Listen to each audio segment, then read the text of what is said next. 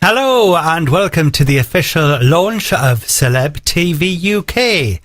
I'm Phil Wilson and tonight we begin an exciting new chapter bringing you exclusive celebrity interviews, music, entertainment and conversations with the people behind the stories.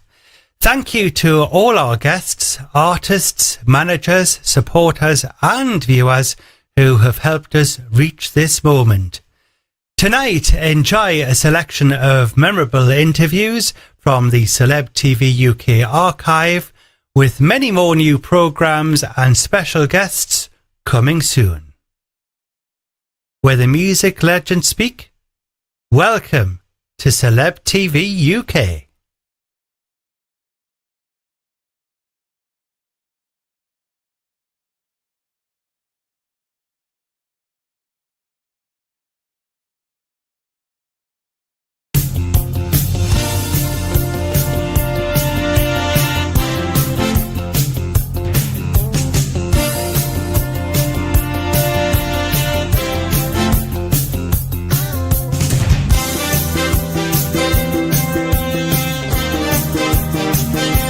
Welcome to Phil Wilson Chats with Celebrities. And here is your host, Phil Wilson. From a talent contest held in a cinema on the King's Road in Chelsea to then performing on stage alongside Cliff Richard, Billy Fury, Joe Brown and many more, would Eden Kane be a name as he still is today if he had not taken part in the contest? The original teen idol, Eden Kane, is back with a new single, A Little Bit of Rock and Roll, and Eden is joining me now to tell us all about his career in his brand new single. How are you doing, Eden? I'm very well, thank you, Phil. No problem at all. It's just fabulous to have you on the show. Yeah, after hearing your single, I was thinking, this is absolutely magical, and I just can't believe it, you know. Yeah, well, thank you very much. I was hoping to get that reaction because, as a so-called songwriter, not of great note, like my brother Peter, but I also have written a few songs here and there. But I always said to myself, I've got to write one kind of decent rock and roll song, just because, I love the music and I grew up with it. So I just got to write one day. And when I came up with this one, I thought this is close. So It definitely is. It definitely is. And we're going to talk about your brand new single as well a little bit later on. But I must say that you were born Richard Graham Sarstedt in New Delhi, India in 1940 to parents Coral and Albert, and grew up with your brothers Peter and Clive, sister Lorraine, and two half-sisters, Pam and June. What is your earliest memory of starting life in India? Well, my earliest memory would be when I was very young. In those days, it was the thing to send the boys and often the girls to a boarding school at a very early age. So I was 2 years old. No, I'm kidding. I was 6 years old. Yeah, when they sent me to a boarding school, and they put me on a train. There were also people there to kind of supervise, but you get on there with my tuck box, as they used to call it, my tuck box.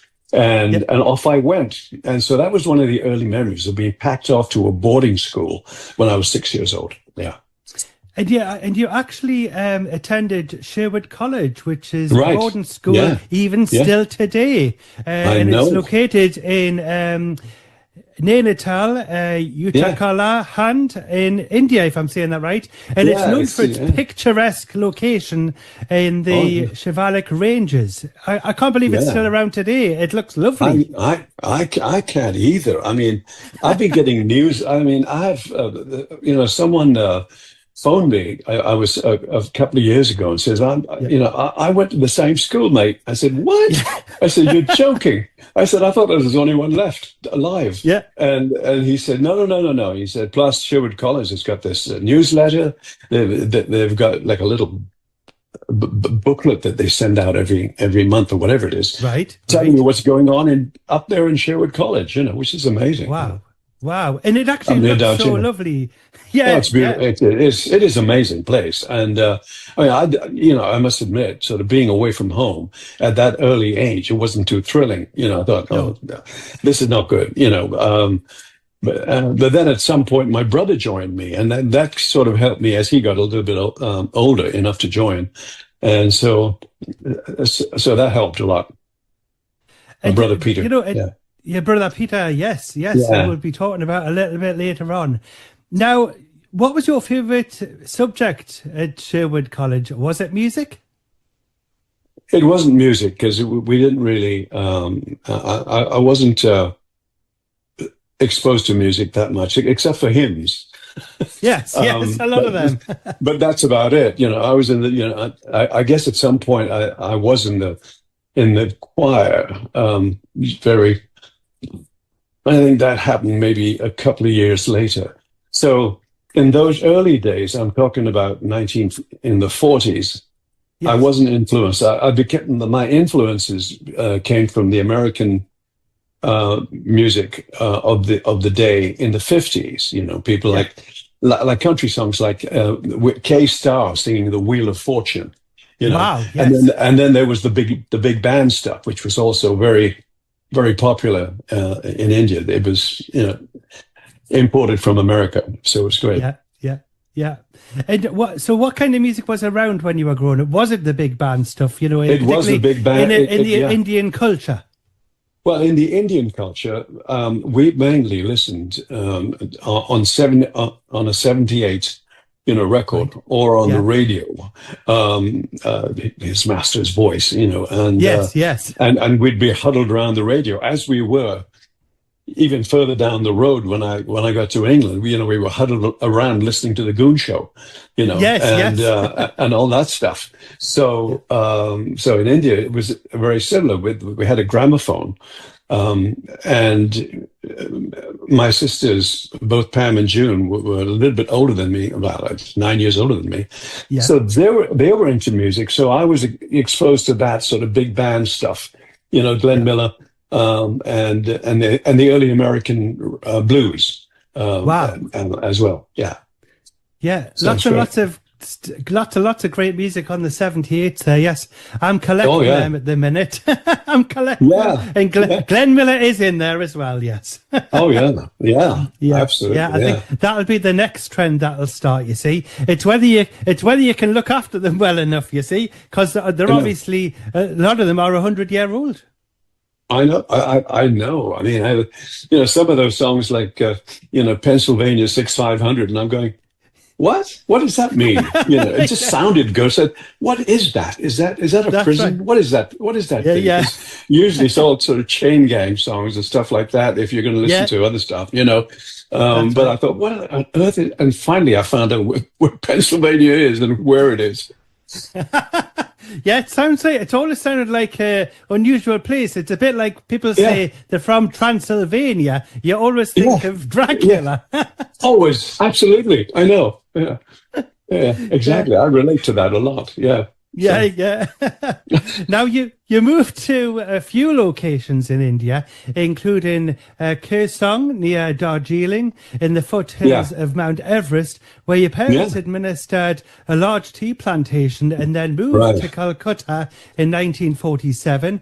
But due to Yeah. political unrest due to the country's newly stated independence, Oh, your yeah. parents thought it was too dangerous for the family to stay there. And Hmm. unfortunately, your father, Albert, moved over to the UK to set things up for your arrival, but tragically passed away before your arrival. Do you Yeah. remember what it felt like leaving India to begin a new life in the UK after your family's loss? Well, it was a bit traumatic, really, because things were kept, hidden, from Mhm. us, Yeah, from the kids mainly. We didn't know how much of what was going on unless we came home to Calcutta we lived in a place called Kurseong, which is up near Darjeeling, right? So that was very secluded area, and we yeah, didn't know much was going on because there was unrest everywhere. There was a world war going on, of right? course. Yes, yes. And then there was unrest in India itself, and that was going on with the war, and then it was the era of Gandhi when Yeah, he first came onto the scene, and then by 1948, by that time, the British had sort of packed it in and said, you know, the Empire Strikes Back, and yes, they said, yeah, okay, yeah, so they said anybody who wants to stay in India has to live under all the rules, the new rules of the new India, or yeah, you can go back to where you came from, or where you think you came from. yeah, You know, yeah, so yeah. so so Wow. so my dad, he said, okay, I'm going to go to England because he had some connections there already, and I'll get things set up. And then he said, I'm going to send for my mom and the four children, and unfortunately he died, and in England, Yeah, and then suddenly we were left there. But luckily, my mother managed to gather the troops and make it all yeah, work, and we came to. But the sad part about that whole India thing, even though I don't understand everything, it's all in the history books, of course. But yeah, Gandhi, who was a great man and who sorted out the peace and stuff like that, and said, yeah, okay, we're going to take India back, and then there was Pakistan. Um, I'm getting hold on, let me just do that. Um, yeah, and then like in 1948, he died. Um, wow. which is I know Such a tragedy. it's an amazing history. Yeah, Of course, of course. But I wanted to mention that because was a very, very, tragic loss, and I just wanted to, get your, feel on that with having to, for your mother having to make that decision to say, yeah, do we still go to, yeah. to the England. UK, Yeah, because it yeah. is a big step. But obviously, Well, yeah, you moved here, to the UK to be obviously with your father, if you know what I mean. But yeah, yes, it's but yes, God bless him. And yeah, yeah. I know it was just a kind of a tragic chain of events, that kind of happened, and you never know. I mean, these days, I mean, even though you never know at all what's going to happen. yes, of course, of You know, course. so like uh, Yogi Berra, who was a great baseball player. He said Yes. it's hard to make predictions, especially about the future. Exactly. I don't know why that's funny, but to me it was Yeah. But yes, I mean, he chose a wonderful home for you there, because in March 1954, you and the family moved to the UK, residing in the Norbury area of South London. And what was it like settling into the UK and starting a new life? Well, it was it was a bit of a shock, to be honest with you, because we'd been living in India. Then, I'd been to various, cities in India when it was still called Calcutta. Now it's Kolkata, which is very similar. And Bombay. My mother's father was a doctor in Bombay at the time as well. But he passed away, of course. And so. Generally speaking, except for the Darjeeling thing, the weather was slightly different. So when we arrived at Tilbury Docks on the ship called the ship called the Chusan, actually, and suddenly it was reality strikes. It was like a cold, wintry day, and you go out on deck and it's freezing. Going, holy shit! What is this? You're going, oh my god! And even though I was only like 14, I do remember it was like and then suddenly we had to assimilate into a whole different world, because the colonial so-called lifestyle was slightly different, Yes. And so suddenly, boom, we got to find a school for you. Okay. And got to do this, and you got to, and I mean, we didn't speak to the neighbors there, and they didn't speak to us, in the beginning. But pretty soon it took a few months to kind of slowly, get with what was going on and the new life, it took a while, but eventually it was great. That's right. You'll have went from wearing shorts and t-shirt to wearing like a body warmer and scarves and all that stuff. Absolutely, and overcoats. Yeah. Right. What a massive change! My goodness. Well, the weather's changing there. Yeah. Sorry. Yeah, exactly. Because India, there, it's always, the heat is always turned up, and sometimes the heat is, really turned up. Yeah. No, I know. My brother, Clive.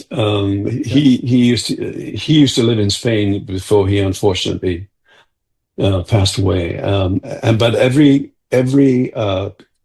just after Christmas, January, he would take his family and go to Goa.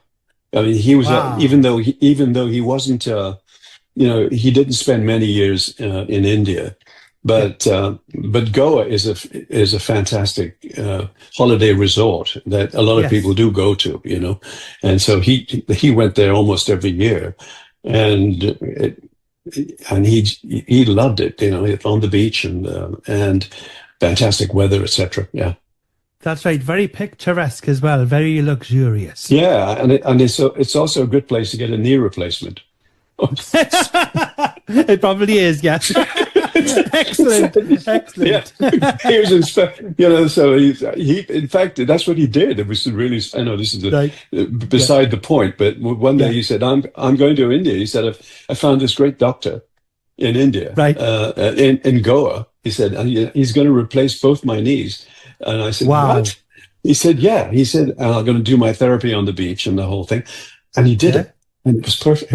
It was perfect. I know, because when he was living in Spain, even though there was a kind of a national health situation, it was still expensive to have that procedure, So he said, oh, no, I'm going to go to Goa. I mean, they've got good doctors there. And off he went. Yeah. Amazing. Wow, amazing. And did the knees last long? Were they good? Yeah, absolutely. After that, he was walking, he was running. I mean, absolutely, because he's a pretty active guy. He used to play a lot of football and stuff like that, and also he lived in the hills,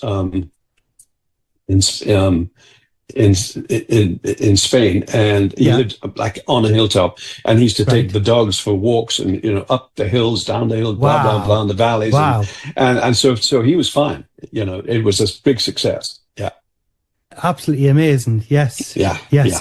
Don't try that at home, kids. Do not. Do not. Knee replacements and then walk up a hill. No, that's right, Dad. No, have a bit of a rest first. Yes. Watch telly. Watch the telly. Yeah. That's right. Put your feet up. Now, you attended Heath Clark Grammar School in Croydon, and this is when your life changed musically, and your friend brought in a guitar, which you picked up and played. Who was that friend, and did you stay friends after school? That's a very good question. I mean, I do remember that there was a fellow called Hurst, right, and he may have been instrumental, manner of speaking. I like that. So he said, he said, I have a little guitar, and there it was, this little guitar. No, he basically, we were all influenced by Bill Haley and the early Elvis stuff, of course. I mean, following Bill Haley and then all the other great rockers that came out of America.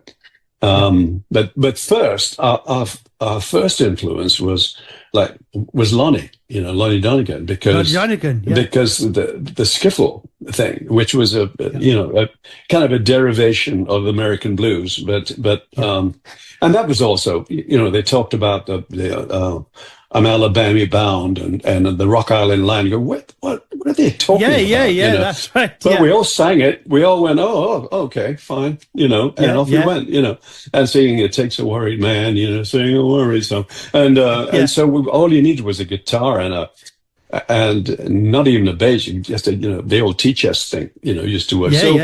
So I was in. So that's you're right. It's the guitar is a magical sort of instrument, and easy to pick up and play if you can, you try. So that's what started it all. Yeah. And of course, in Croydon, you went to see Bill Haley performing live, who inspired you. And what is it like? What was it particularly that you liked about Bill? Was it I like the way they threw I like the way they threw the chairs. No, I'm kidding. It seemed to be I mean, back in the day, I remember that a lot of people, religiously inclined people would call it the devil's music. Back in the day. Yeah, that's right. They used to think Elvis was like, wow, what's he doing, shaking around like that? And that's shaking wrong. His legs and gyrating and things. That's wrong. That is so wrong. But eventually everyone was doing it. Of course, there was I became one of those guys who was like an Elvis impersonator. Although I couldn't do what he did, but he was a great influence on me. So the guitar came first, and then you learn to play a few chords, and then eventually, if you think you can sing, then you sing along. And you only need 3 chords to sing a skiffle song. So that was it. Yeah, and I don't know how many. I think it's, the Beatles only know so many chords, so they're in good company. Well, in those days, to tell you the truth, they came along and they knew more chords than I did. That's a fact. There was no question. You listen to some of Paul's, guitar. Like Blackbird and some incredible. Oh, yes, love that. That's a complicated chord sequence. That's definitely that's very not easy to play, and they were just brilliant. They were like, wow, who are these guys? And they were incredible. Yeah, and we're going to be talking about the Beatles and other bands a bit later on. Now, yourself, together with brothers Peter and Clive, formed a skiffle band called the Fabulous Five and performed at coffee bars and youth clubs around South London. Yes, we did. How was the band formed, and what kind of songs did you sing? Well, we were doing, earlier on in the Fabulous Five, we're doing skiffle, which were the it takes a worried man type stuff, Yeah. And then we tried to emulate some of the American blues things as a lot of people did, like the Stones, for instance. That's right. Not Yes. not that we were anywhere close to being as good as those guys. They even in the earlier days. I mean, I'm sure that they were. I don't quite know their sort of early story, but I know they were connected to they loved the American blues. So Well, Little Red but Rooster anyway, is one of the big ones that they had, which was real blues, wasn't it? absolutely, and they were they were great at it, fantastic. But in our case, we were just doing what we could, trying to make it as simple as possible, and then anybody who had a van was in the band. Right. We said, Okay. Yes. So I remember we had a drummer called Bev. I remember, and I remember he had a place where we could rehearse, and he had a van. So he said, Wow, I that's said, a bonus. I said, you are in. That's it, mate. I don't care how you play. You're, and it turned out to be great. It turned out to be absolutely fine. Because he's very dedicated and everything, and good. Yeah. And so we went around to all the local. The furthest we went was like Tunbridge Wells, Right. Tunbridge from Croydon. And otherwise we were playing the youth clubs, as you were saying. Yeah. Anywhere we could. And Yeah. that's it'll where have it been great. started. It's a great way to start as well, isn't it? Because, doing gigs and things like that, you learn what your audience likes and things like that. Not like just going in the studio and recording like a lot of people actually did. That is right. And the actual success, it didn't necessarily depend upon how many chords you knew or etc. Because I know there were lots of people out there that would, but it was a matter of, it's like anything. If you get an audience, that likes you. I mean, and you even in those days, and they'd sort of gather and the word gets around that they're not a bad band. Let's go and have a look, type of thing. And that was that's how it starts. Yeah. Yes. Yes, that's the best thing to do. Start off with your live stuff, Yeah. and then get yourself in the studio when you've got. Because some people can't. Some people can go in the studio, do a recording, but then they can't perform live. It's very strange, but it happens.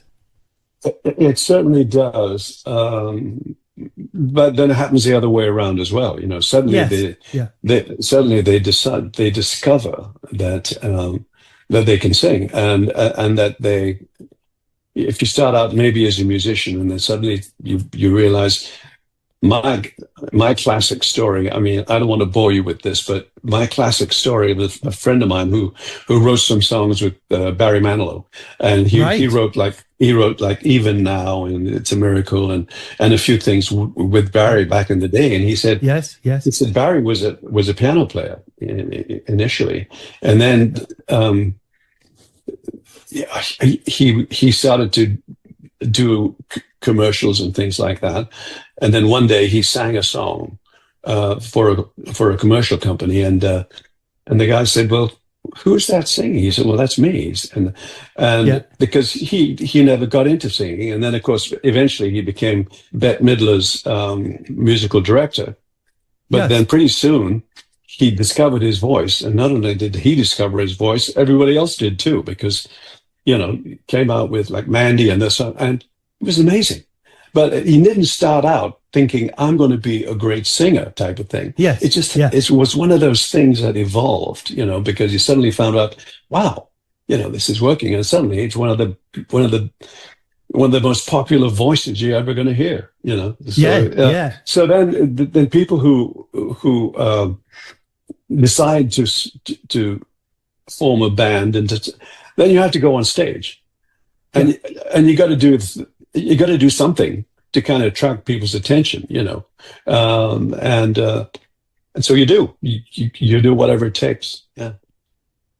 Now, stardom was beckoning for you and your brothers, but in a twist of fate in 1960, you entered a talent contest, Eden, staged at the Classic Cinema on the King's Road in Chelsea, and in the audience was record producer Philip Waddlove. Please, can you tell us what happened next? Well, what happened next was, first of all, what happened before was I was with my girlfriend at the time, like a few days before, and there was this newspaper, a magazine or whatever it was, and it advertised Cadbury's drinking chocolate was going to have a contest in London, and blah blah blah, and etc. And I thought to myself, well, this looks good, why don't I? So I thought, okay. So I decided to go up to London and and I found out what I had to do. What you have to do is be self-contained. So I took a little amp that I happened to have and my guitar. Yeah. Got dressed up in my best Elvis outfit and and then went and entered the contest. And you stood in line and, okay, you're up, next, you're going to be fifth or whatever in line. So off I did that. And I sang I don't even remember what I sang. It could have been like, Don't Be Cruel, or something like that. And then one of my future managers just happened to be in the audience. He had walked from his flat in Chelsea because, for some reason, in fact, I asked him. He said, "Well, I just had an argument with my wife, and I decided to take a walk. And there's this." He said, "I just walked in. It looked like something was going on in this easy lit. It's had a flat very near the Classic Cinema, and he walked in." And apparently he happened to be an A&R man. It's just right time, right place. Amazing. And I mean, how does that happen? It's like the old thing in the old, because they've written songs about it. And a man with a big cigar comes up and says he didn't have a big cigar, but he was the man. He was an A&R. He was an A&R guy, and I thought, really? Are you kidding me? And then after I'd won the contest, he came up to me and he said, "I'd like to have a word with you." He said, "But not now." He said, "I'm going to speak to my partner." And he said, "So, this is the same old story." He said, "Get on the bus and don't talk to anyone." Great. My guitar, get back on the bus, right? Then to the train, and then back to Norbury. Oh my God. And then 2 days later, I get the phone call, Wow. That is absolutely amazing. It's just fate, it's just, you never know what's going to happen. It's crazy, Oh my goodness. Now, I'll tell you something that we know all about the prize for the contest, which was a contract to promote Cadbury's drinking chocolate. And with this win, your first recording was sponsored by Cadbury's chocolate, and the song was called Hot Chocolate Crazy, an advertising jingle used on Radio Luxembourg, which you wrote. With it went the title Chocolate Time Troubadour. Now, what was it like being announced as the winner? And can you remember how the song went? Yeah, because I happened to write the song. And I did think that after I'd become the Chocolate Time Troubadour, which is, which is a great honor. Yeah. You're the Chocolate Time Troubadour. Oh, really? This is great. I'm going, what the hell is that? Add that to your CV. That was just, I mean, this is not, and I'm thinking, the Chocolate Time Troubadour. And so, okay, what? So anyway, so it just at the time, I was also dabbling around trying to write songs, and so I came up with the thing, hoping that the Cadburys would use it as like a main commercial. They may have used it once or something way back. I don't recall it ever being played on the radio to really, as it were, because the song went, "My baby don't care about my kiss, and all she wants is hot chocolate," and it's, right. all she's thinking is a hot chocolate drink. I'm thinking, So as you can see, that had the earmarks of success written all over it. Of course. So anyway, so my managers to be said, we got to get rid of this. He said, Yeah. you can't be the chocolate time troubadour. You know, he said, that's ridiculous. You know, and all this hot chocolate. And even though they did, I did go into Pie Records at the time, it's called, and they were the A&R guys for Pie Records. And and so we recorded Hot Chocolate Crazy. It's out there somewhere, and but nothing ever happened with it. Nothing. So they said we got to move on, and then other things happened after that. And was a lifetime supply of chocolate written in the contract? No.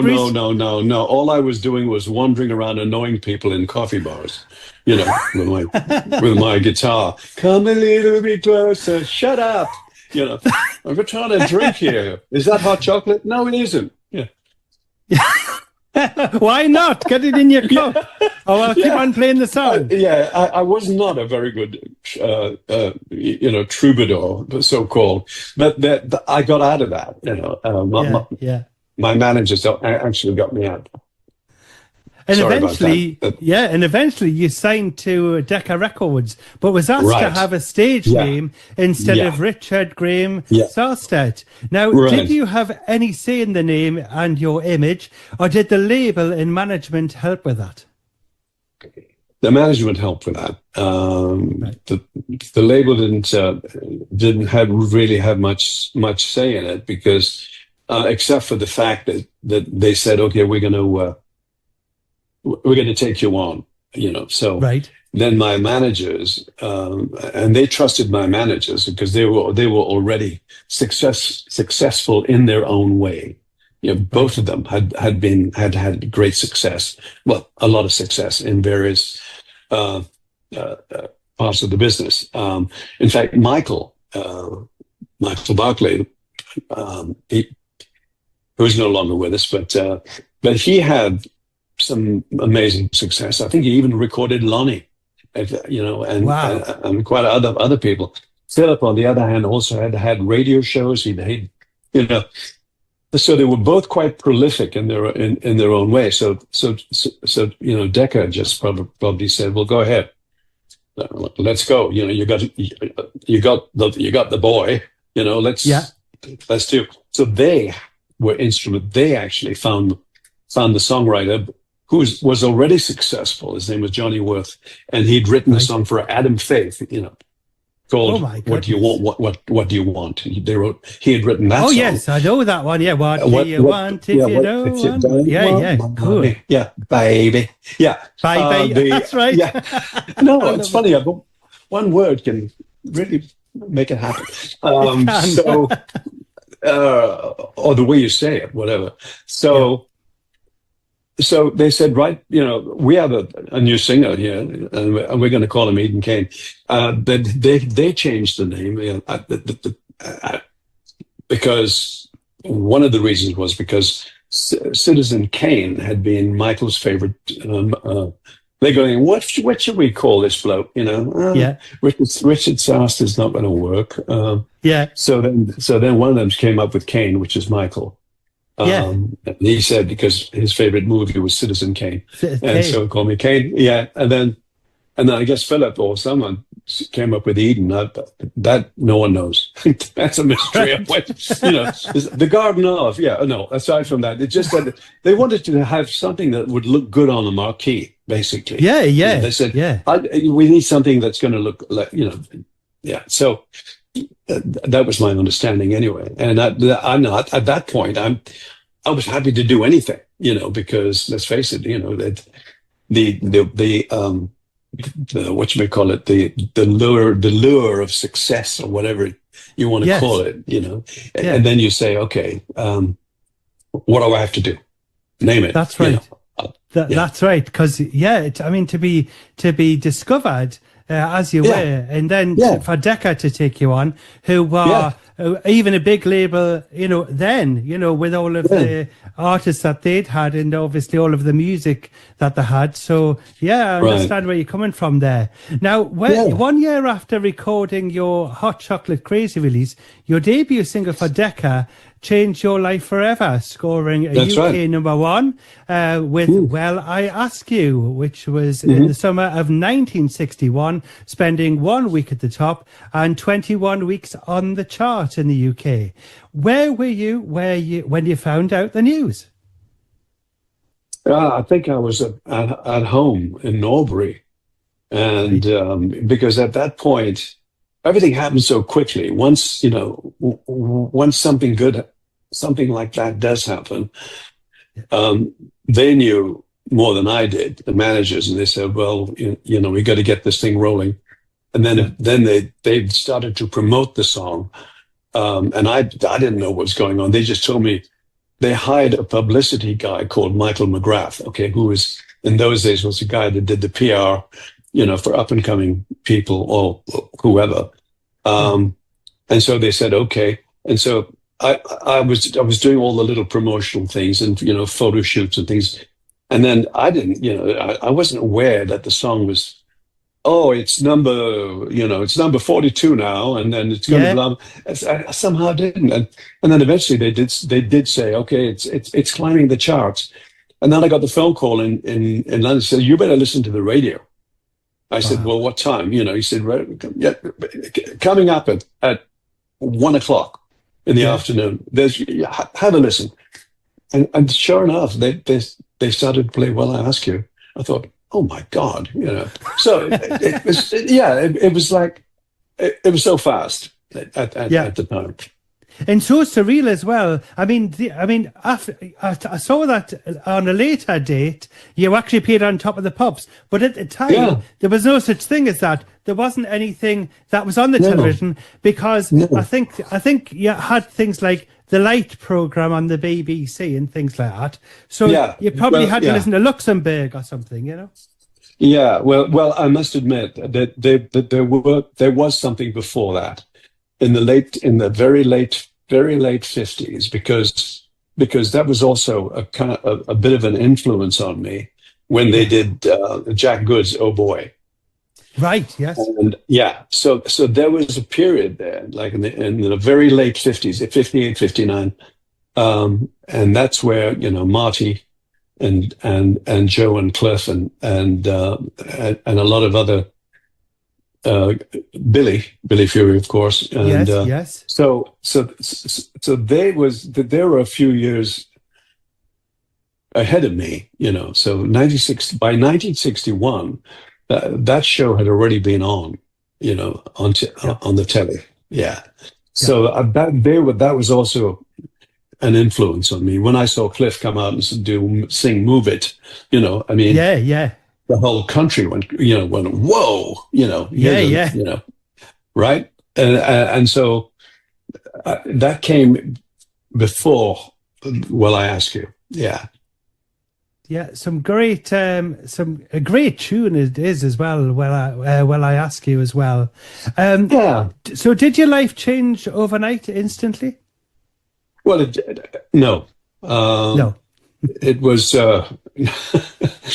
It changed in the way. I mean, I wasn't like suddenly living at the Savoy, right. No, I mean, I was still in Norbury, and so that in that respect, but because I did have a hit record, it took a little bit to say, okay, now we're going to develop the show, get your act together. So let's get our act together, son, and blah blah blah. And then it was the days of Larry Parnes, where he had all the his stable of rockers, and they all people who work for, like Billy, for instance. I think Billy did stuff with Larry, and then next thing you know, I was on tour with Billy Fury. Wow, it was amazing. I know. So in that respect, it changed. But my actual life, in that, I didn't suddenly go out and buy a Maserati, Right. not on 20 quid a week, No, no, So, no. That's right. yeah, because That's right. the money part of it, as far as the change is concerned, that happened very slowly I bet to get it did. to get anything because your life is controlled by other aspects, of the business, type of thing, because got to make the investment before you collect. Of course, because all those millions of records cost a lot of money to press.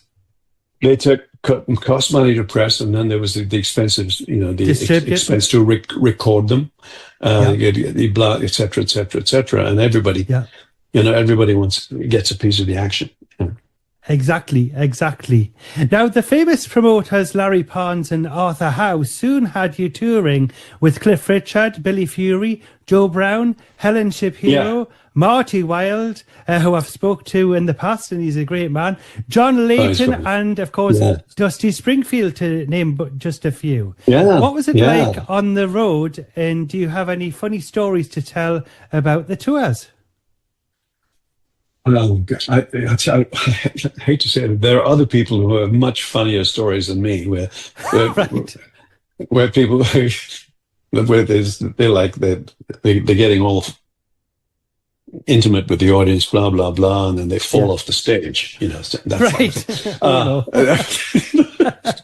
So I wonder if you're lonesome. There are quite a few stories, and of course Joe and Marty, and not so much Cliff. Cliff was very much like the icon. People looked to Cliff. I did work with Marty, and that came later when I was we're on the Solid Gold shows, which was down the road a little bit further along. But the early days, we were all I worked mainly with Billy and people like Helen Shapiro and places like that, people like that. Dusty came along later because we had the same manager. Right. His name was Vic Billings.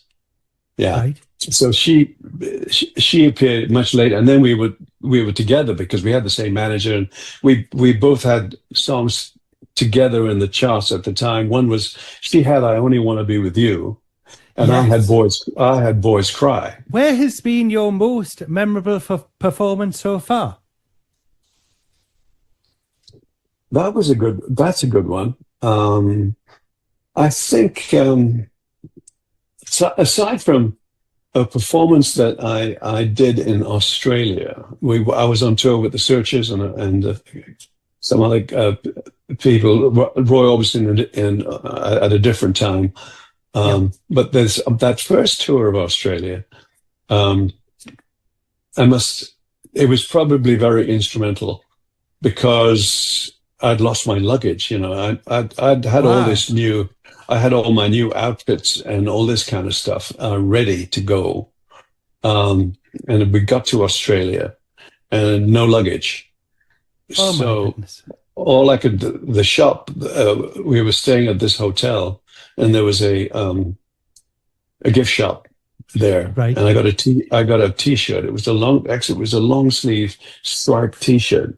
I said, this is it. I'm going to have to wear this thing, So instead of the sort of velvet suit and all, that whole, the whole Magilla.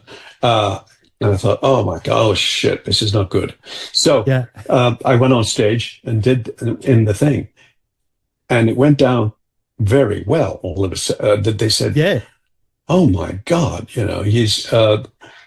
In other words, the Australian audience. How shall I put it? They don't like posers, as they say, Oh, yes, so if they say, he's a bloody poser, jump in the pool, right. Come on, you bloody poser. Yeah, that's exactly right. Type of thing. So if somehow I came off as a non-poser, Which was a relief to you. Because the audience is just ready, get off, all this kind of, if you come out, and if you can't back it up with a great act, and if you suddenly look like some sort of dandy, type of thing, then you can't perform, then you're a bloody poser, and that's right, you'd be off. Then get off, So, but so happened, and I said to the guy who's to be my manager, I said, what was all that about? I said, it was just great. He said, well, you look far more natural, whatever it was, Yeah. So I thought, oh, well, that's good. So that was kind of a memorable thing, because it enabled me when things started to get slow down in England because of the band, the groups, right? The groups took over, and then the single artists were sort of a bit abandoned in a way. So what do they do? What do these guys do? They either become real estate agents or they go to Australia. So I went to Australia because the guy said, well, I've got work for you, blah, blah, blah. And right. So anyway, so that was pivotal. And the other one was at the Albert Hall, when we did the Albert Hall on one of the tours. And wow. I think it was Marty, Joe, myself, and Brenda Lee was also on. And, wow, amazing! And I thought that was great, and she was amazing. Brought her own big band and the whole thing, and so that was also very memorable. Yeah. Now, going back to the music, and your following singles, Get Lost, Forget Me Not, and I Don't Know Why, were all top 10 hits. But in 1964, as you mentioned there, the Mersey Beat groups, amongst others, were in full swing and threatened the likes of solo artists such as yourself, Del Shannon and PJ Proby, amongst others. Now, the uncertainty must have been overwhelming for you, the management and the label. How did you cope with that? Therapy. No. Yes. It's just that these things, even though when something happens that quickly, because I do recall in maybe it was 1964, but the Beatles came out in 63, I think. Love Me Do, I think, was 63. And then the whole Mersey mania, the Mersey side bands and all the groups, everybody sort of suddenly came out, and it was incredible. And I mean, they conquered America as well. But in the meantime, there was all these great songs that the Beatles had come out with, like "Please Please Me," "Love Me," "After Love Me Do," and "She Loves You," and all that kind of stuff. Yeah. I remember I was doing a talent. No, it was a beauty contest, I think it was, and right. I was all in my tuxedo and right. backstage, and one of the judges. I was, Jack the Lad. I was and then. And I knew that one of the Beatles was going to supposedly show up, right? And then I'm standing there. I remember standing there backstage, and someone said, "Paul's here." I went, "Who?" Wow. Said, "Paul's here," and I said, "Oh, okay." And next thing you know, there's absolute pandemonium. Wow. Paul shows up, and he said, hello, mate, whatever he said.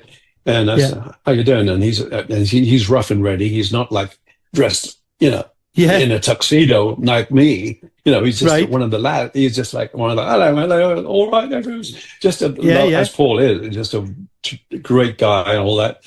And I'm like, oh, all right. Next thing you know, there's like a riot going on because he's in the building. Wow! And I thought that, and that's when I sort of thought to myself, well, there goes my career.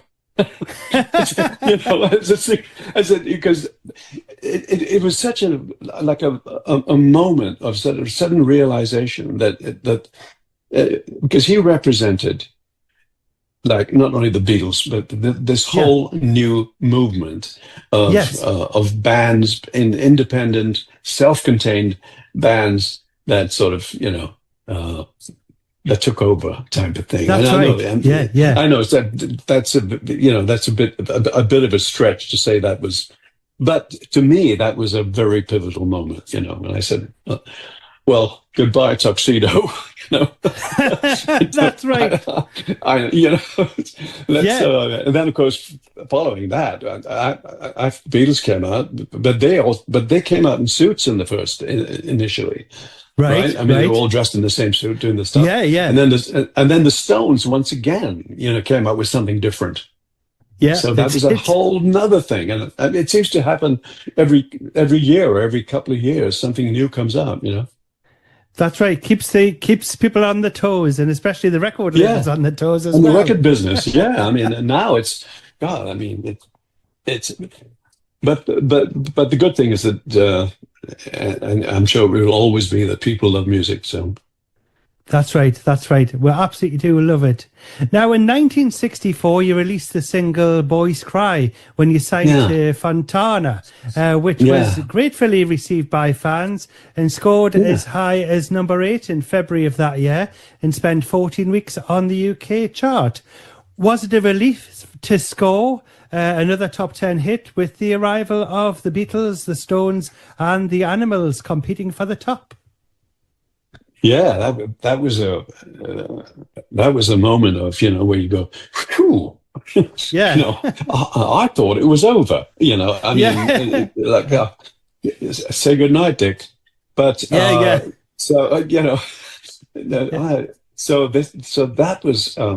that was a huge moment as well, and it just so happened because I'd changed management by that time. Michael and Philip had been together for a while, but then they sort of broke up. They each wanted to do something different rather than manage acts, because at the time they managed a few people, myself and a few others. In fact, one of the bands that they managed was oh God, I wish I could think of the name now.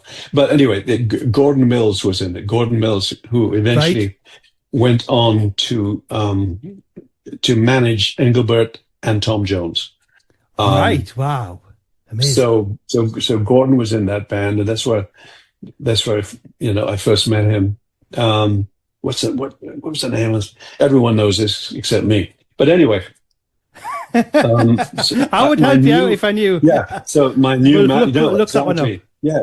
I think that not the Kestrel. There was another group called the Kestrels that they managed. Right. But these guys were a trio of guys. Oh God, I'll think of it in a minute. Anyone who listens to this is going, it wasn't the Birds. It's this bad. Yeah. Not the Birds. No. No.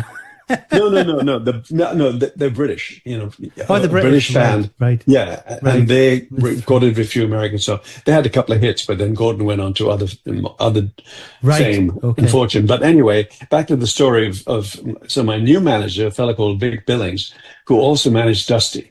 So that was how I met Dusty, and how we sort of got together. But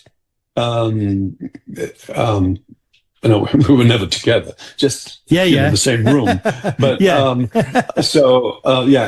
she was fantastic. One of the, if not the best. I mean, she had it all, didn't she? Yeah. So she was incredible. Anyway, so Dusty, so this guy Vic, he said, okay, now that we have this new thing, we're going to go with another record label called Fontana. And he said, and then I'm going to someone found a song. I think it was Jack Bavistock, who used to run Fontana Records, and someone in there found Boys Cry, found the song Boys Cry, and they said, you want to record this song? I said, absolutely, let's do it. We did it, and that enabled me to get in on the beginning of all the group things. So then, once Boys Cry was a hit, I was on Top of the Pops again, and all these other little TV shows, along with the people who were all the new guys, like the Beatles, and the Animals, and all these. And suddenly, I'm in amongst them. This old dude, with all these new young guys. Yeah, But yeah. I managed to meet all of them because Yeah, of Boys Cry coming out in '64, which was at the really the beginning of I mean '63 as well, but it yeah. was the beginning of that whole group thing. Yeah, That's right, and they were all established then as well. So it was just absolutely yeah. amazing that you were Well, able to get in the top 10. I It was know. just Yeah, absolutely yeah. amazing. It was no. I thought you, what? you see, Yeah, everything so happens for a reason, Eden. Everything happens for a so they reason. say. You know? Yeah, yeah.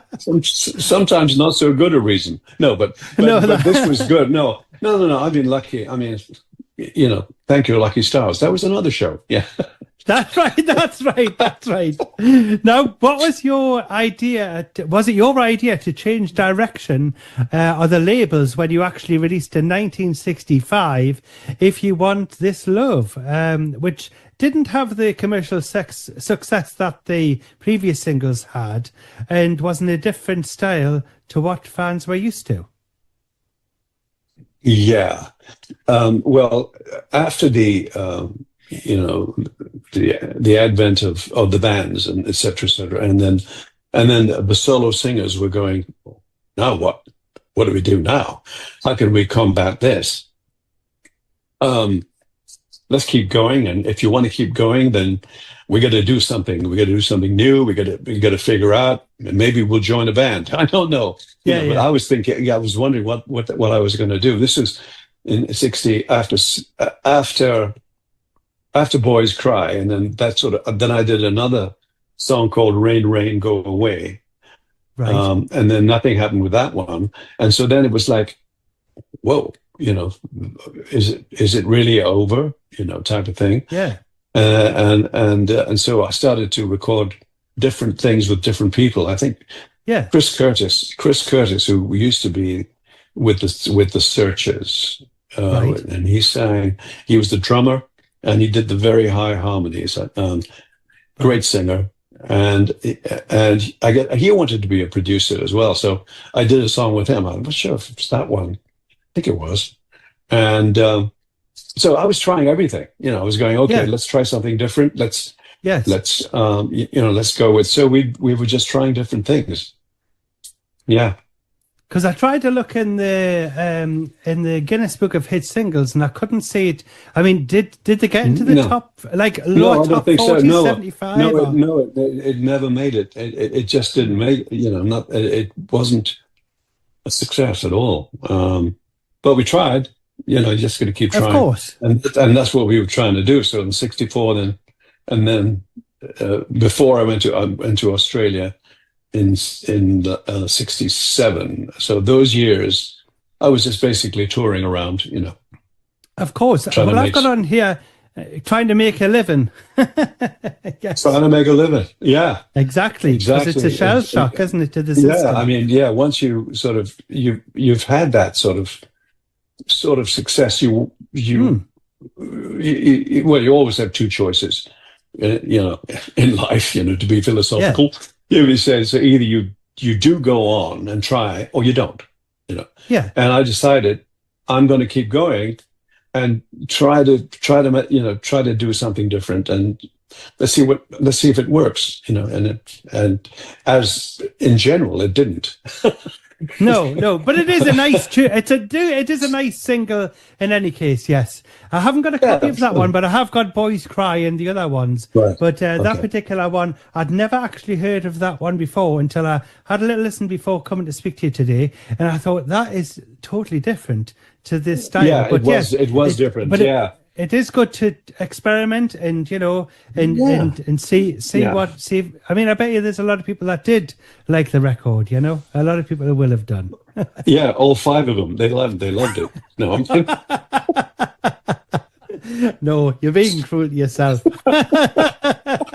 Now, now in 1966, well, you've said 67, so you're probably right. But you continued to perform and tour, including playing shows in Australia and New Zealand with Roy Orbison, Del Shannon, The Searchers, Peter and Gordon, and also appeared in a live concert at Festival Hall in Melbourne, Australia, alongside PJ Proby, Wayne Fontana, and Dina Lee.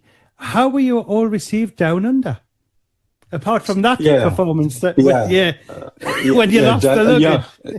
It's funny you should mention Dinah Lee, because Dinah Lee was like a huge Australian a girl singer. She was amazing, and she was a belter. I think she's like the Brenda Lee of Australia, or whatever. Wow, she was great. Amazing. But then being in Australia with all those, so that was the next phase of my life, basically, as far as because like the guy who was at the Sydney Stadium back in the day when I did the show, he said, come to Australia and I'll get you plenty of work. But prior to that, there were other tours, like with PJ, Del Shannon also, I became friends with, and we worked together a few times. Wow. Yeah. Incredible character, that guy. He was just amazing guy. So the whole Australian thing and New Zealand, that's a whole different set of venues that people used to go to, and we'd go to all the different cities, Adelaide and Perth and Melbourne, Sydney, it was a set number of sort of gigs. I even went there once with a group called the Pretty Things. That was right. Yeah. So then I think Viv stepped forward at the curtains one night, and we all got thrown out of Australia. Oh, no. Well, in not so many words, but we were asked politely to leave. Oh, right. But the crazy days. I mean, I don't know. There was a time where this is even pre-punk rock, where it was destructive rock, I should call it.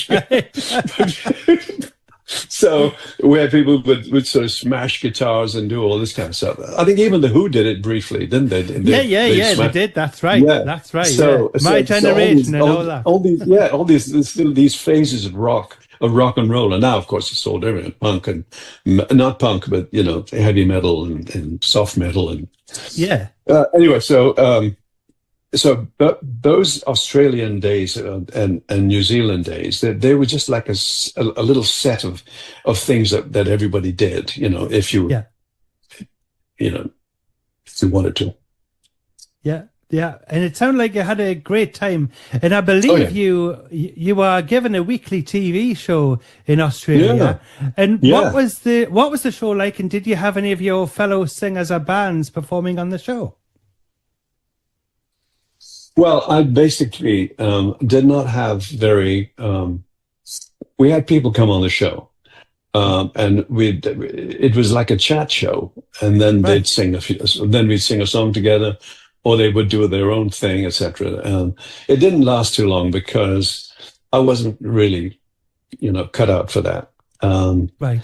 I tried, I gave it a shot, because they said, when someone makes you an offer, you say, okay, can I? Yeah. You don't turn it down right away. You say, well, okay, I'd like to try it. Try it, of course. Yeah. And so I wasn't cut out to be, I found out that I wasn't cut out to be a host of a talk thing and then sing and blah, blah, et cetera, et cetera. There are a lot of people who did do it very, very successfully, especially in England. Dusty did it. And she was amazing. She was amazing at it. I mean, it was fantastic. I mean, she had, I don't know how many seasons or how many shows she did, but she had her own show for a while. Yes, some people have that ability. I didn't have that. I couldn't do that. I tried. It's a lot to do. At least you tried as well. Yeah, Glenn Campbell did that kind of thing, didn't he? And the list is endless, really. And in the UK, there was Simmer. Yeah. And you know who's really good at it, even now. Peter Noone. I mean, because yes. he had huge success not only in England but also America. And That's so, right. that guy, I mean, he's amazing, and he can do that. Yeah. He's a great host. He's amazing. That's right. He's still on the go as well. He's still doing it. I have been trying to get him on the show, but he's not answering me calls because he's too busy. Well, he's out. He's in the States. He's never stopped, and neither is Engelbert. And Engelbert, no, and he's he's still doing it. He's got a podcast or whatever, and he talks to every, amazing. That's right, and he's not far away from you, I don't think, in LA there, because he's forever in his garden there, and he comes in his swimming pool. Oh yeah, he used to. In fact, he bought Jane Mansfield's house way back on Sunset Boulevard. Right. It's a big pink, beautiful, great pink mansion, and I remember that a long time ago. And he was recently here at a place called the Saban Theatre, so he's still working and he's still out there. And another incredible situation. Definitely. Yeah. An incredible like yourself, because we're going to be talking about your new music in a moment from now. Now, you met your wife in 1964 during your first trip to Australia with a stopover in Los Angeles, California, who was an American journalist by the name of Charlene Groman. And in 1969, after leaving Australia, on your way to South Africa, you made another stop in Los Angeles, where you still reside today, where you and Charlene reacquainted, fell in love, and were married that year. Now, your family are all very musical, with your late brother in particular, Peter Starstedt, being in the music business and scoring a #1 in 1969 with Where Do You Go To, My Lovely. And your mother and grandmother had formerly been trained in classical music, while your father also played a variety of musical instruments, especially the banjo. And your sister-in-law is none other than the worldwide star of stage, screen and TV, Stephanie Powers, who has a background in ballet, so I believe. Have you ever thought of doing a duet with Stephanie over the years, as sometimes she sung opposite Robert Wagner in the series Heart to Heart, and of course she did a stunning performance in the cult classic Escape to Athena. Yeah, Stephanie. My mama told me. I know, and she also did a. I remember Stephanie one day coming back from England, and she lives here in Beverly Hills, and also Kenya, where she has the William Holden Wildlife Foundation. She spends a lot of time in Kenya. She's a great philanthropist and another just amazing human being, wonderful person. And Steph, she tells the story. She said, I was doing the King. She said, I was doing the King and I at the Palladium, and I go to my dressing room, and I'd see Eden Kane's name on it. We had been, Marty and I and a few other of the group, I think Joe, had been at the Palladium to honor somebody, and my name was still on the dressing room window and on the dressing room door. They hadn't taken it off. And she tells the story. She said, bloody hell, there's your name on my bloody dressing room and all this kind of stuff. I go, oh my God. But aside from that, Stephanie is just an incredible character, and a lovely person. Yeah.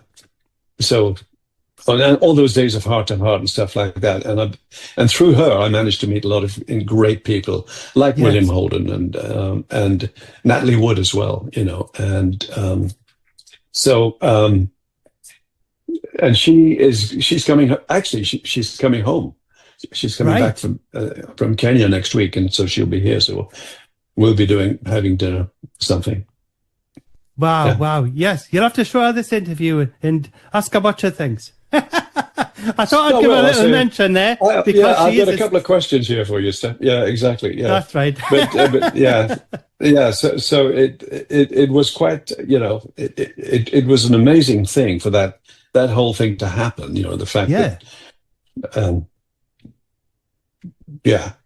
So and you met a lot of great people, due to the through connection. her. Actually, as a matter of fact, because she has these little, once in a while she'll have these little soirees and some very, very interesting people, in over there, because she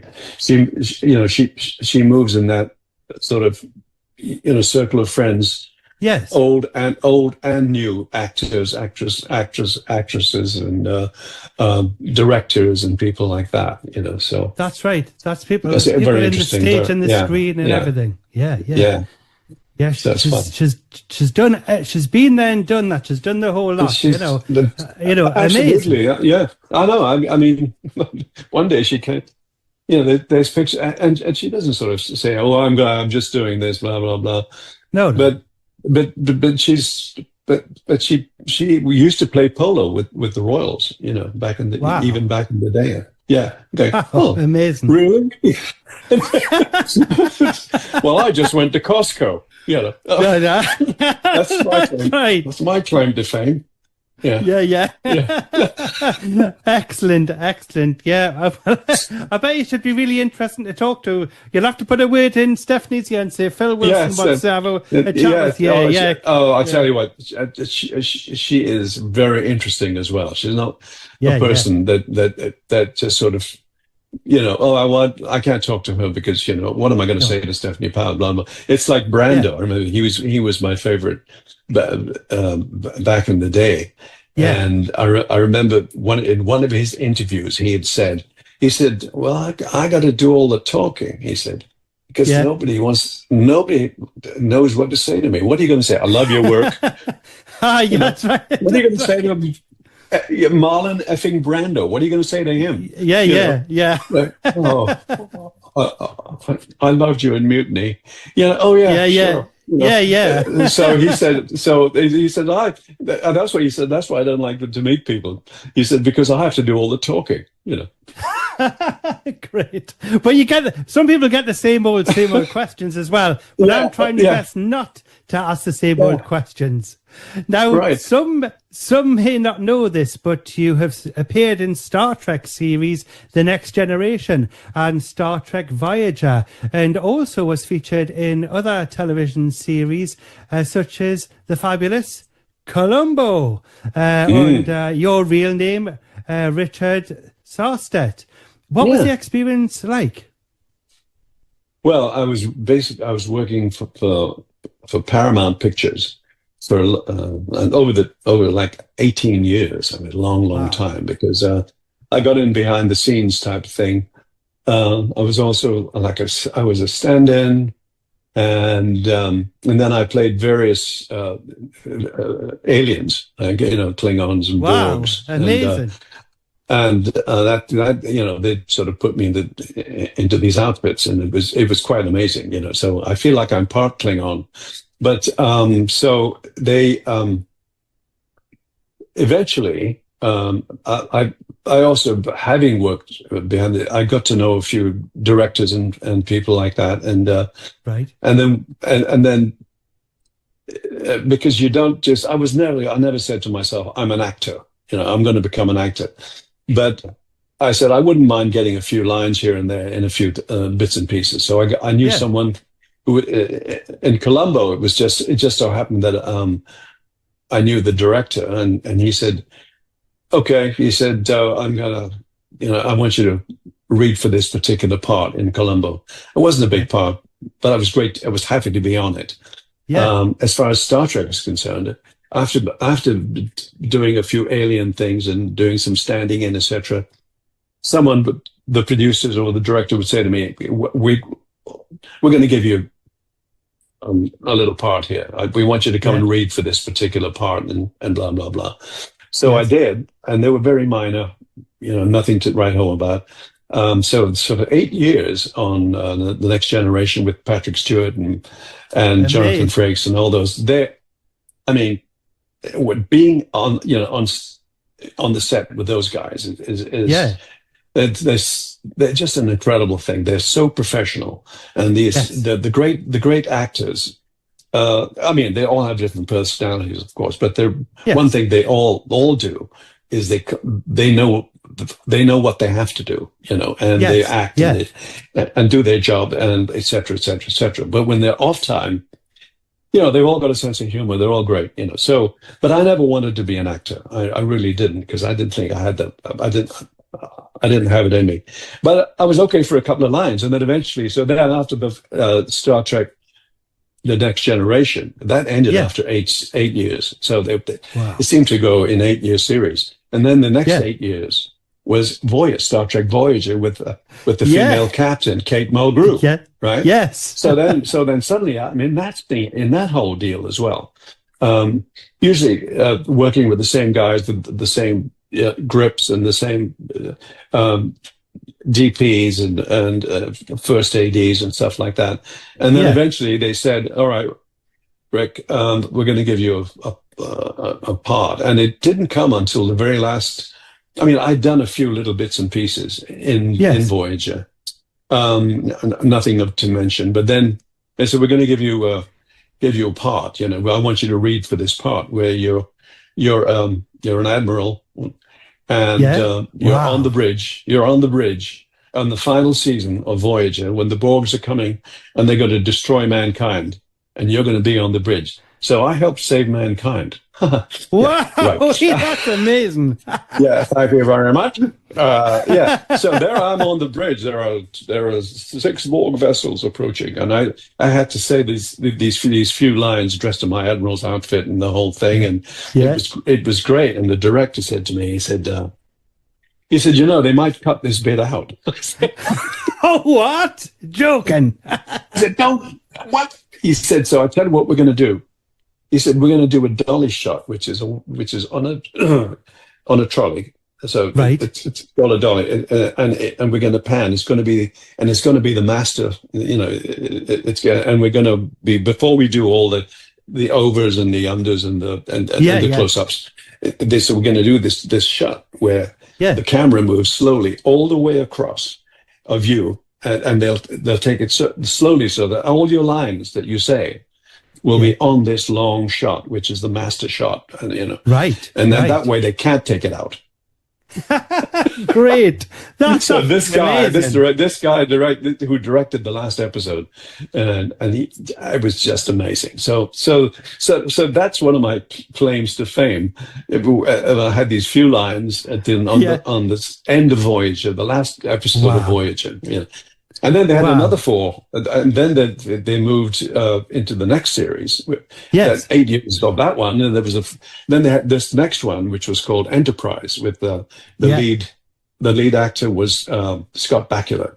He was the captain. So that only lasted 4 years. But of course, Scott, being the great actor that Bakula, he also was in Quantum Leap. He was indeed, yes. He was the man, yes. And now he is the lead in NCIS New Orleans. So that guy's incredible. He's another incredible actor that I was very lucky to work with. Absolutely amazing stories there. Absolutely love it. You've had a very varied life there, definitely. Varied life, Yes, it's been absolutely amazing, that story there. I love it. Now, I've got to ask you this. What was it like acting alongside Peter Falk, as he was a great character on and off screen, so I believe? Well, the strange thing is that, Peter Falk lived 2 doors away from my mother-in-law. In Beverly Hills, my mother-in-law. So he was 2 doors up the street, and so was James Stewart. Was just 3 doors. He would walk. I used to walk down. He used to walk down Roxbury Drive with his 2 red setters. Jimmy Stewart. I'm going, holy shit! I can't believe it. I never spoke to him. I wasn't going to say, Jimmy, can we have a word? That's not. No. You don't do that to an aging, Jimmy Stewart. But to me, I still look great. He still look absolutely. This was a long time ago. But Peter Falk, he was there too. He was there up the street. We never saw him at all. Yeah. You know. Right. But anyway, when I got my lines in Colombo, Yeah. I just got to say hello to him, you know, but we didn't have time to have a chat. And once again, he's completely immersed in his work and him. Yeah. And I come on the scene. I only met him once, just briefly, but it was the director, you know, who got me the gig, and so he would, you know, he basically, and it was only like one scene. It was two scenes really, but then they shot one scene in one location in the studio, and then they went to another area, but then they could see me in the background. Right. he said, you're only supposed to be here for, you know, for like a day. You're just here for a day to do your shot, to do your lines. Yeah. He said, but I'll tell you what we're going to do for you, Rick. I said, what? Yeah. He said, well, I'm going to keep you on for another day. He said, because I was getting scale as an actor, you know. Yeah, this guy said, excellent. Says, I'm going to, because I had done, you know, we'd become friendly, you know, and he said, I'm going to keep you on because, you know, give you another. So it's all up to these guys as to how much money you make, you know. Instead of just doing one day's work, I had 2 days' work on the show. But I was meeting Peter Falk. I just met him once and shook hands and blah, blah, blah. And that was it, you know. Yeah, but he was a great raconteur kind of thing. Yeah, no. Well, I mean, what a character! He's one of the most interesting characters you're ever going to see on TV. You know, and this is what makes a successful show. Obviously, you get interested in the character, and he was just amazing. He was, you know, mesmerizing. Yeah, I saw him in a film which I got on DVD called The Brink's Job, and he's absolutely hilarious in that. And people don't realise everyone associates Peter Falk with Columbo, and they're thinking, but when you see him doing his comedy, I mean, apparently he started in comedy. Apparently, because and his character is kind of whimsical in a way. Yeah, you know, and there was no again. And just one more thing. That's right. And then he'd solve the thing. You can't get anything by Peter Falk because he'll have a second thought somewhere down the line and then turn around. That's right. Just one more thing. That's right. I love it. Now we're going to fast forward now, Eden, to today, and I'm proud to announce the release of your amazing new single, A Little Bit of a Rock and Roll. Please can you tell us what it was like writing and recording the song? Well, I wrote the song because I was looking to write, I think I mentioned this earlier, if you sing rock and roll, and if you can write a song, and you think you can write a song, etc., etc., etc., and the fact that I grew up in rock and roll, and I wanted to write a rock and roll song. This happens to be more of a country rock type song, but because it tells a story, and the story. And I was thinking about, to tell you the truth, I was thinking of one of Brando's films that he was in and also directed. I think the only film he directed, a movie called One-Eyed Jacks. And I love that movie. And I used to be able to quote Brando lines and in fact, we all did. We were all trying to be Brando, you know, and then we'd try to say it, even after the early Brando I'm talking about. So he directed the song, and the story of the song, the story of the song is about a Mexican bandit. Actually, it's a guy who walks into a cantina and sees a girl at the bar, and then tries to pick her up or whatever it is. But then the bartender says, you know, if you don't. There's a fella thing. I think he's here. He said he'll kill you if you talk to this girl, to this woman. Right. You know, so it's basically that's the story, and then the band comes in because the band is singing something Yeah. playing a little bit of rock and roll will do you. You know, sometimes will do you. So basically, it's a kind of a story song about a guy trying to pick up a girl, but there's a bandit trying to kill him. It's like something straight out of a Western. Yeah, and the band is saying, "Shut up! Just a little bit of rock and roll will do you, mate." He said, "You don't worry about it. You're not going to be, you're not going to get this girl, but." That's right. That's right. Good luck. Good luck. So that was the story of the song. So then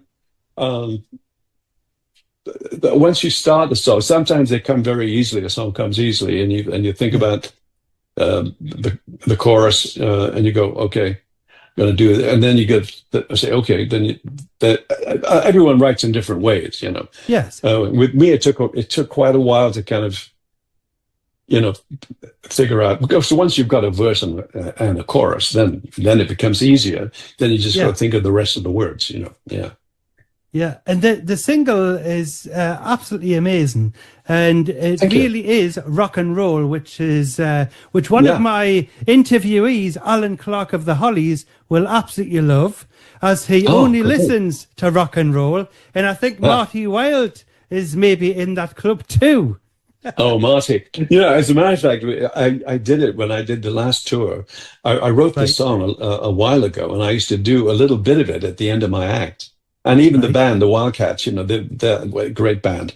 And and they said, "Rick, that's a good song." I said, "Oh, okay." And that all this, then I just didn't think about it for a while. And then I thought, you know what? I'm going to redo this thing, So I re-recorded it. With a very good friend of mine who was also fairly famous back in this, And when I go to his house, he's got 1,000 platinum gold albums. Wow, his name is Michael Lloyd, and so wow. So Michael said, okay, we'll do this. I'll produce it and stuff like that. And he said, we'll just have fun with it, and we did. It does. It absolutely sounds amazing. And I like the way that it is actually recorded in mono, as if it is something that you could put on a record, a vinyl. Yeah. Nowadays, the things have become more technical, and it seems that back in the day, we're talking 20 years ago. When did the videos first came out? I remember one of the greatest videos I ever saw was "The Lights Are On, You're Not Home." Addicted to Love. Addicted to Love. Yes. Robert Palmer.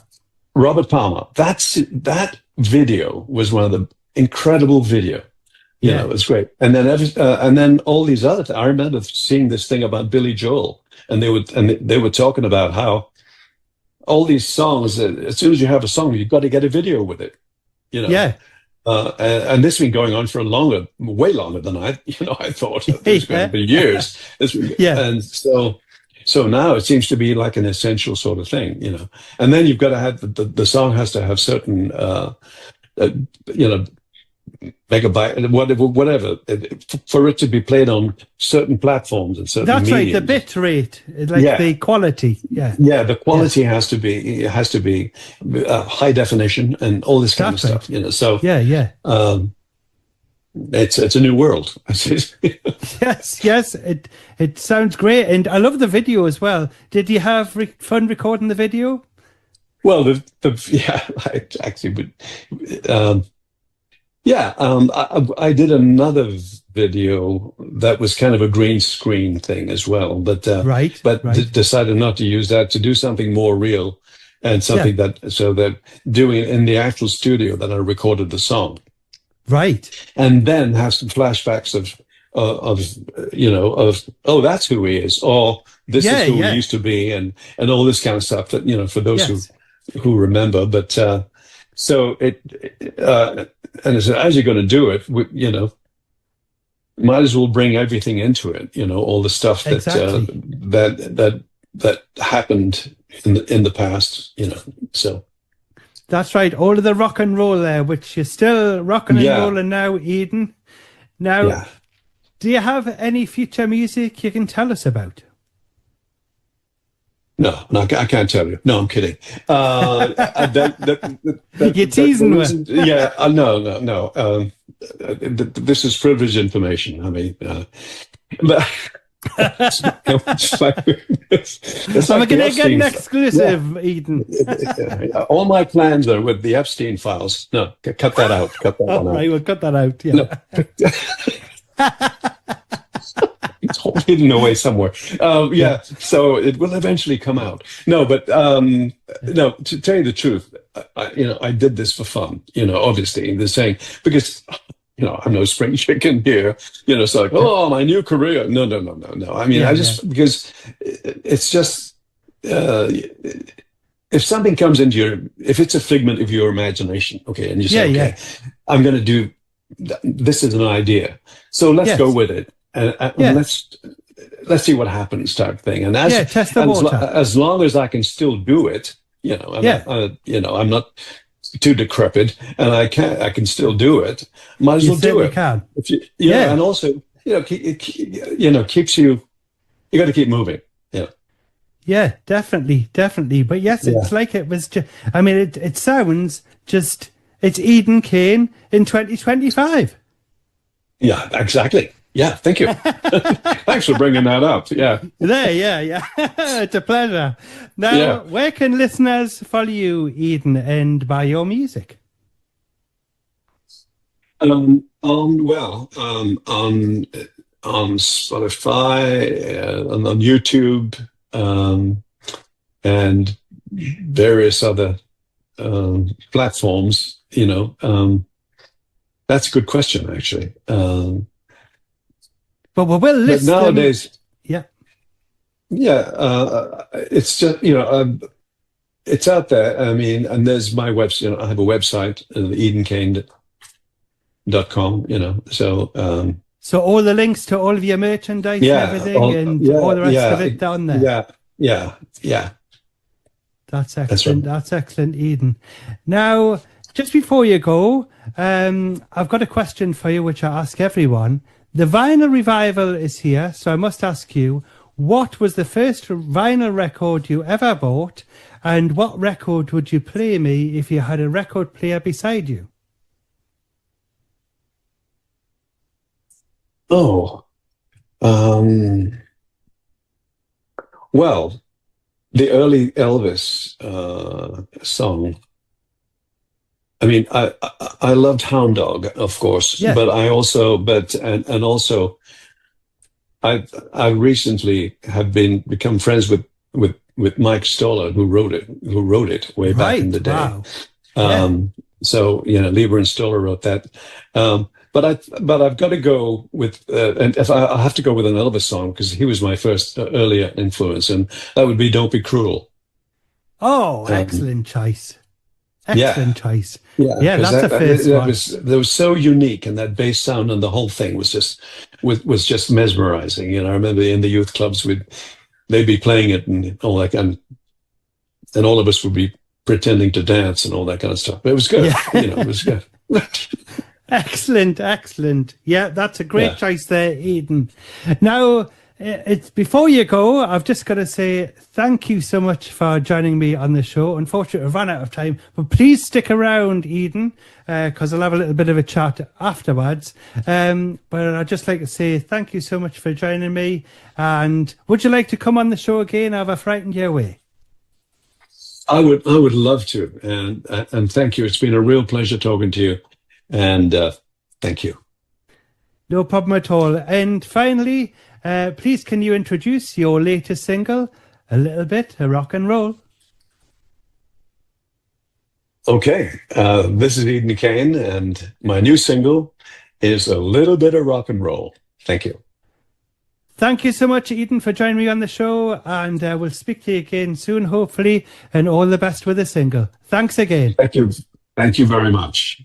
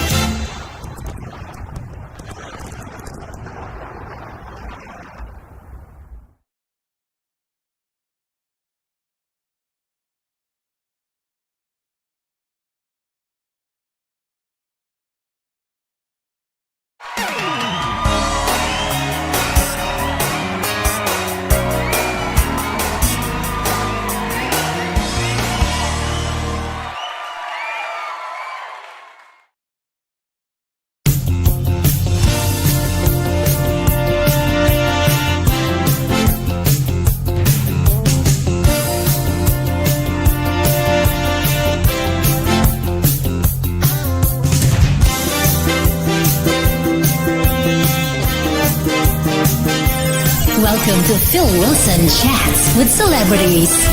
And here's your host, Phil Wilson. Beyond Aram is a singer-songwriter whose passion is to share compositions he's proud of, but his beginnings were a little bit different before inviting us to climb aboard the party train. And welcome aboard, Beyond Aram. How are you doing, Aram? I'm good, Phil. How are you?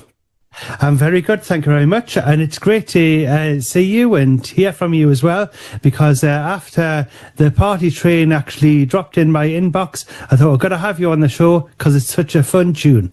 Yeah, no, it really is fun, and there's a big story about it getting the village involved in a dance, which we'll probably come on to, or we can discuss whatever you...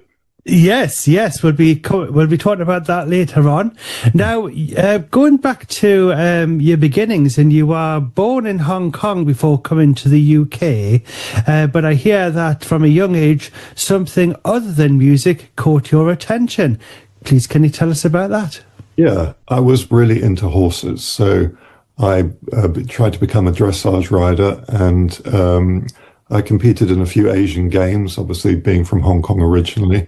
Sort of Yes. Around Asia, and then myself and my late wife, we set up a yard in Wiltshire, and she competed in a couple of Olympics. So, yeah, Wow.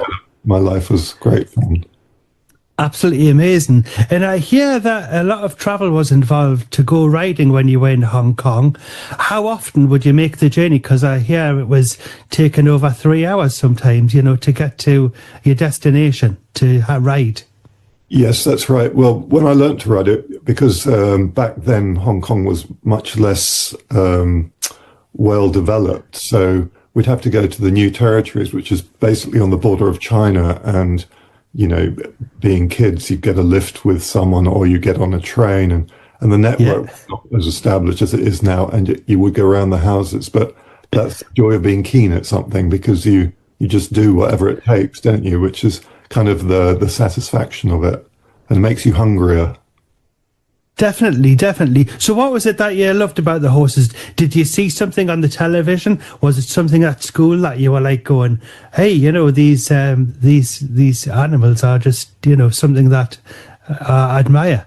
Yeah, I think I loved cowboy films. That's for starters. So, that I sort of was fascinated by them. And a few of the cool friends I had were riding. That sort of enticed me as well. And yeah, it just gave you a sense of freedom. But, being in a built-up place like Hong Kong, you didn't really feel as a child. So getting on a horse and going over the countryside and that sort of thing, it was very novel.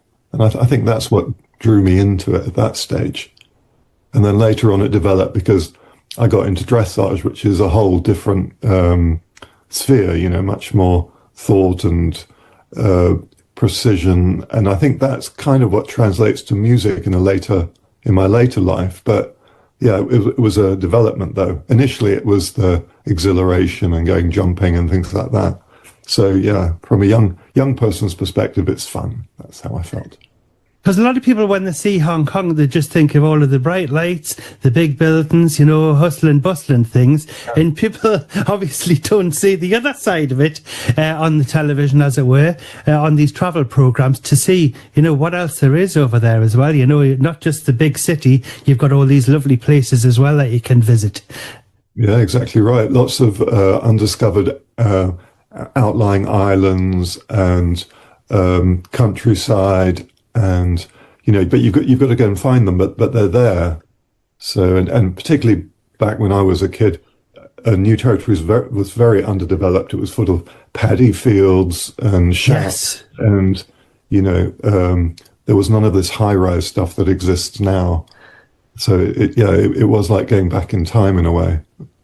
Yeah. I think the only bits that you would see probably on films and things were places like in maybe a James Bond film where somebody would be there going past these shacks and going down this river on a little, like one of those long canoe boats with with the motor on the back. Exactly, that sort of thing. So no, but it was like, it really was. So it was like stepping away from, a built up area into a historic vision of what China might have looked like, and it was as clear as that. So yeah, fascinating. But yeah, there still are lots of beautiful places to go in Hong Kong. A lot of my friends still go hiking and things, and Right. go on a boat and go to other islands around there. So they still exist, which is nice. Lovely. So it's nice that there's lots of unspoiled areas, as it were, that you're able to explore, which is absolutely wonderful. So everyone, get yourself over there to Hong Kong and have a visit. Now, your passion for, of course, horses and riding certainly paid off. As you mentioned, you rode in the Asian Games in equestrian dressage on numerous occasions. What was that experience like initially? Oh, it was fascinating because, like, you go to Doha or Guangzhou or Korea, or and you see a whole different type of life to what you normally do. But of course, we were used to going in around Europe competing, and even that was fascinating, all the places you'd see. But in Asia, even more so. But then it is, those events were like being in Olympics. They're sort of, Asian Games are like Olympics for Asians because they have all the different competitions going on, all the different sports. And, you'd see the athletes' village, and you'd see different sides of Asia that you wouldn't otherwise go and see because, by then I was more based in Europe, but I was going back to Asia to take part in these things. And then flying horses and all that sort of thing and going into quarantine, it was all, very different and very fun, really. Yeah, absolutely. It's absolutely amazing. Now, how long does it take to hone the skills of equestrian dressage, in case any of our listeners or viewers would like to take it up? And are there any tips for the beginner of how to get started? Well, the good start is to find a good instructor because, someone that really shows you how to do anything well and doesn't overcomplicate it is the key, I think, in all things, because, keep it simple, as they say. And that works in dressage as well. And then it's a lifelong journey because, it's about, you can only hone and hone and hone, and there is no perfection. So you just climb the ladder. But the good thing is you can compete at all levels, from what they call preliminary level up to, Grand Prix, which is obviously the highest. But there's plenty of competition at each level, so you can have a lot of fun. And, there's great crowds out there that do it, and it's all over the UK. So wherever you are, find someone to help you and get on with it. It's great fun. And, it gave me a lifetime of pleasure. And so could you go to call up maybe your local riding school, and do you think they would be able to, do you think they would specialise in that kind of thing? Or is it something that is more specialised that you would have to go to some particular kind of riding school? Well, I mean, most riding schools will help you with basic dressage. And then once you decide that's where you want to focus, then you'd find probably a trainer who's in your area who focuses on it more than, say, jumping.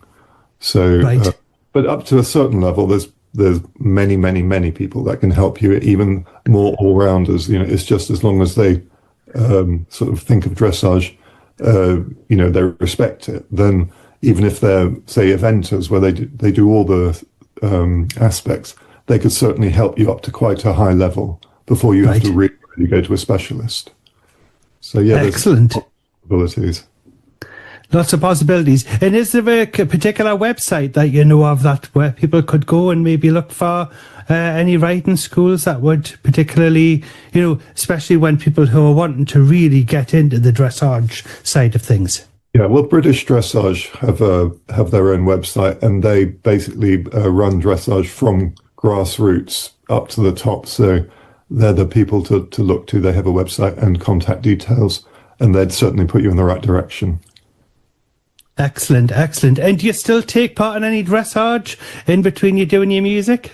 No, not at all. I mean, I reached a point where I'd done it, and it had given me lots of pleasure, and then it was time for, chapters new. And I'd done a postgrad in drama before, and then when I had more time, when I decided I didn't want to write anymore, I got really involved in theatre and did lots of plays. So that was my next movement after dressage before I moved on to music. Indeed, yes. And I was just going to mention that, yes, following a move to the UK, you studied drama and became a postgraduate, performing in many plays. Which plays did you act in, and were there any musical numbers featured, or was it more of the straight acting? Actually, no, there weren't any musicals. Right. Yeah. No, I've done, lots and lots, so it's difficult to say which ones. The last one I did was a two-hander with a very good actress, and we did it everywhere from Oxfordshire to Cornwall, so wow, different locations, and it was very funny. Written by a playwright called David Tristram, who I've got to know, and he's a Birmingham-based playwright, and he's written some fantastic plays, and it's very funny. It features a couple, and they go off into fantasies where to sort of escape the humdrum. But it gives you a chance as an actor to change accents and personas, and and it's a fantastic piece. And that was the last one I did before I just sort of focused on music. So it was a great one to stop with. I mean, I may get back to it, but we'll see. Yes. And what has been the most memorable performance that you've had on stage? There was another one. This is scraping the memory banks, but it was the film of it was Michael Caine was in it with Diane Cannon and Christopher Reeve, and I'm trying to remember the name of it, but basically I played the Michael Caine character, and you're on stage for the whole play. Wow. So you have to know everyone's parts, and he's an American, and he's a playwright, and ostensibly the plot is that he's sort of gone a bit dry and can't rehash any of his old successes, and then a budding playwright sends him a script which is fantastic. And he sort of plots to kill the guy. That's the drastic. Yeah, but that's the. But obviously, it's got lots of twists in it. Nothing's what it seems. But that was a fantastic one to do. I wish I could remember the name of it. But again, So many plays, and all different challenges. But that for having to know everyone's part, basically, because you're on stage until you get of course on the last page, That's right. You've definitely got to be on your game with that one. And when you have been performing, which has been the what you would call the best venue that our all venues are really good, but which is the one that you go, when you looked out in the audience there, made you go, I love it here. I'm at home here with this audience. Yeah. Well, I mean, a lot of stuff I did was with a particular group in Oxfordshire, and I mean, it was basically a village hall which was used for, but it was like 120 people or whatever. But it was very much because you kind of every night you got there, you thought, oh, I'm back, Of course. That's where I felt most settled. Obviously, I've been to quite a few theatres and done plays as well in Hong Kong, as well as some sort of dubbing of Chinese films and and things like that.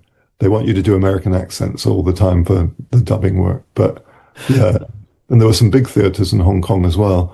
But the one where I felt at home was because we did so many there in that venue. That was great, Yes, a nice and homely atmosphere there, and it'll be nice when you can, draw from the audience as well. You can feel the warmth when you're on the stage there. Yes, nice and cozy atmosphere. But there's nothing like the opening night when everything's gone dark and you can hear the voices in anticipation, and you're waiting for the curtains to open, and you can feel the butterflies in your stomach. No matter how much you've done, that's great fun. And I used to feel that with dressage as well. Just that excitement as you're about to enter the arena. Yes, so that sort of makes you feel very alive, which is a great joy. Definitely, and it'll be a thrill when you walk away with a trophy as well at the end of it. Yeah, that's the hope. That's it. That's it. Exactly. Now, what was the first song that you ever wrote and how did it go? Okay, so the whole music journey started in the lockdown when my stepdaughter wanted an app to learn to play piano, and I knew, there's every chance she'll get bored with it, like all kids. So I thought, well, if she's going to do it, I'll do it. So I bought myself a baby grand clavinova, and I started playing 7 hours a day through the lockdown to get good enough to play what was in my head, because I've spent a lifetime with tunes in my head, but no sort of avenue to release them. And then I got to the point where I could play what was in my head. I mean, I'm not a great pianist, but I can play what's in my head, which is really the key to songwriting. Yes. I got in touch with Dave Farnan. Now, Dave Farnan had written my late wife's last freestyle to music for her horse, right? And, which she competed at, all over Europe, and he's a very successful movie, TV songwriter, and his father had produced albums for Frank Sinatra, as well as being movie and TV, and won a Grammy as well. Yes. And so, because I knew Dave, his wife is horsey, that was the initial link, I sort of messaged him with this little excerpt which I was starting to write. And he said, Aram, it's okay, but why don't you go and Google this and do that? He never told me what to do, but he would just sort of, nudge me towards things. So I kept plugging away. And in the end, I came up with an 8-minute piece that is a child's story, music. And he said, yeah, okay, it's finished, now leave me alone, kind of thing. So I put that aside and I went back to acting for a year. And then a year later, I'm a big Arsenal fan, and his son, Thomas Farnan, was coming to Arsenal with us. So I thought, why don't I show him this? Because Tom, when he was at music college, did one of my, he wrote the music to one of my freestyles, which I did with my horse in Guangzhou in the Asian Games. So he was still at music college then. And then he went on and worked for Hans Zimmer in Hollywood for 10 years. And amazing. Did music for things like Batman Returns and all that sort of stuff. And then he's actually written the last two David Attenborough Mammal soundtracks, Right. So he's again, in the family footsteps, he's gone on to become an amazing musician for TV and film. So, so I said to him, look, this is what your dad helped me write. What do you think? And he said, Aram, actually, it's very good, but I don't think we should just limit ourselves to sort of using fake instruments to create it. Why don't we go to Budapest? So we went to Budapest and got the Budapest Art Orchestra, who'd done the music for things like the Queen's Gambit, the fantastic orchestra. Oh, yes. That was my first thing I wrote, basically. And the sort of shivers down your spine when you hear an orchestra playing your first piece of music. Amazing. Just something to believe, And the musicians, like in the interval, would come out and they were humming my tune.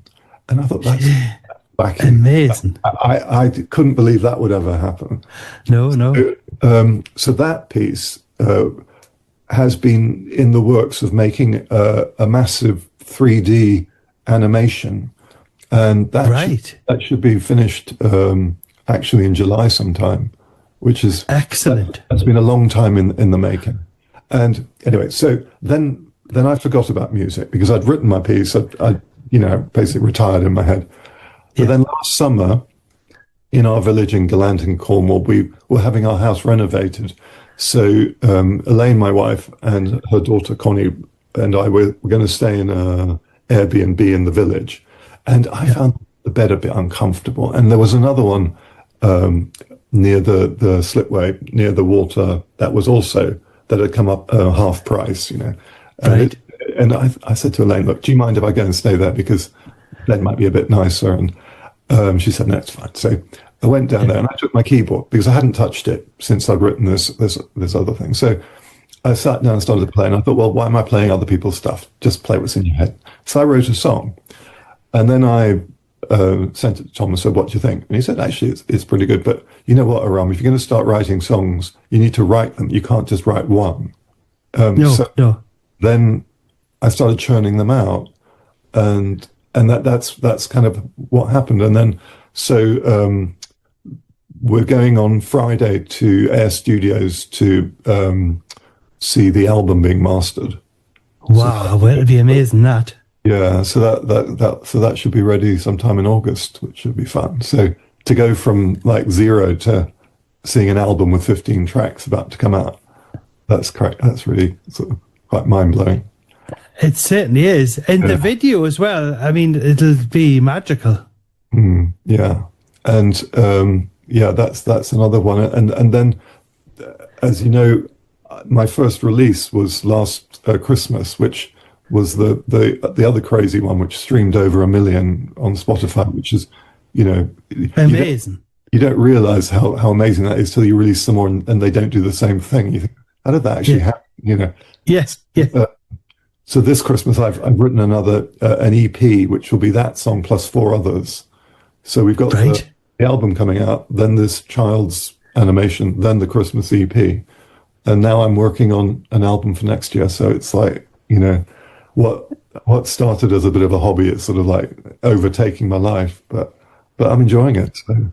Yeah, and we'll look forward to that album as well. And of course, we'll have to watch out for the Christmas EP as well, which will be absolutely amazing as well. You're definitely full of busy there, I know that for sure. And you must have lots of melodies in your head still, which is really, really good that you're able to unleash onto the world. Now, you certainly have moved on leaps and bounds, as your debut single, like you mentioned there, streamed over 1 million times. But how did it feel like waking up to that news? Were you like... Yeah, no, crazy. I mean, the thing is, but because you don't realize what Christmas does to the world, and I said to Tom, I'd been to see Matilda, and I couldn't believe how amazing these young actors were. And I said, I want a Matilda to sing the lead on this. And then so then they looked who might be available. And the girl she just finished 2 weeks before in Matilda. And so she came and did it. And she was so professional and so good. You're mind blown. These are just kids, but they're fantastic. Just amazing. Another one. So that really set the theme for that. And then you're sort of watching the streams, and on Christmas Day it streamed like 250,000 or something. Oh my goodness! Like any one moment, there were 3,000 or 4,000 people listening to it. Yeah. You can't get your head around. So, I guess that's what the big stars have all the time. But for me, as a sort of, my debut single, I couldn't quite grasp it. So it was really fun. And my friend was in Bali in a bar over Christmas, and she heard my song and said, "Oh, I just heard this song." Oh, right. So things like that. Yeah, that's absolutely excellent. Well, you must be doing something right there, Aram. Well, it's the people you have around you, and Tom is so brilliant at the producing and the arranging of all the tracks, and he kind of holds my hand because I really had no knowledge, and I've still got very little, but I've sort of learned on an exponential curve. You have to, but to have someone who's guiding you, who really looks after you, that is, sort of priceless. So I've been very, very lucky. Yeah, you have as well. And also you've released Lend Me Your Heart, Echoes of Sally, Surprise Party, which has actually had, to this date, 1.2 million views on YouTube, and also You're Everything I Want. And now your new single, Party Train, is bound to be a viral hit with its audience participation video. Please, can you tell us the story behind this inspirational song, Aram? Yeah. So I wanted to write something that would get like a dance, like the Macarena or something that people would think, oh, we can dance to this. So that was kind of in my head when I was writing it. And so I thought, Party Train, why not, And then it came about like, okay, I can't dance. So I thought, well, who do I get to help me sort out a dance for this? So there's a lady in our village, Penny Parsons, who I'd known had helped people learn dance steps and things. So I reached out to her, and she, her friend Jenny Cleverly, another sort of choreographer, they got together this dance mainly for the chorus and a bit of a conga in the middle as well. And I said to them, look, it needs to be easy enough that people can pick it up, say they're at a wedding or whatever, and it comes on that they could learn it almost instantly. But it needs to be interesting enough that it's not, boring. So that's, and they did a fantastic job. They showed it to me. I thought, that's terrific. So we put it out on the village email and said, who wants to come along to the filming of this dance? And it'll end up on the behind the scenes video. And there were over 20 villagers, all threw themselves into it, no inhibitions. Wow. And it's just genuine people having genuine fun, And so that's there. And then I've also reached out to a few of these TikTok influencers. So there's a couple going that are doing, but they kind of add a few bits because they're much younger. Right. So yeah.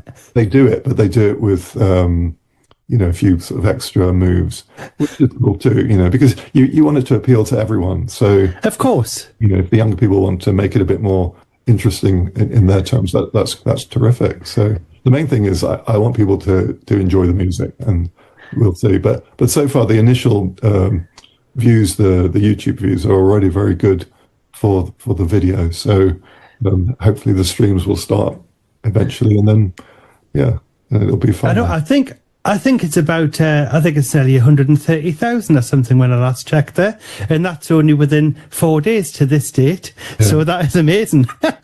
I love it. Now, the instructional video for the Party Train dance is great. Who was involved in the video? You said there was 20 people there. Is anyone that you want to mention in particular? And who are the ladies doing the instructional video, as they must get a shout out?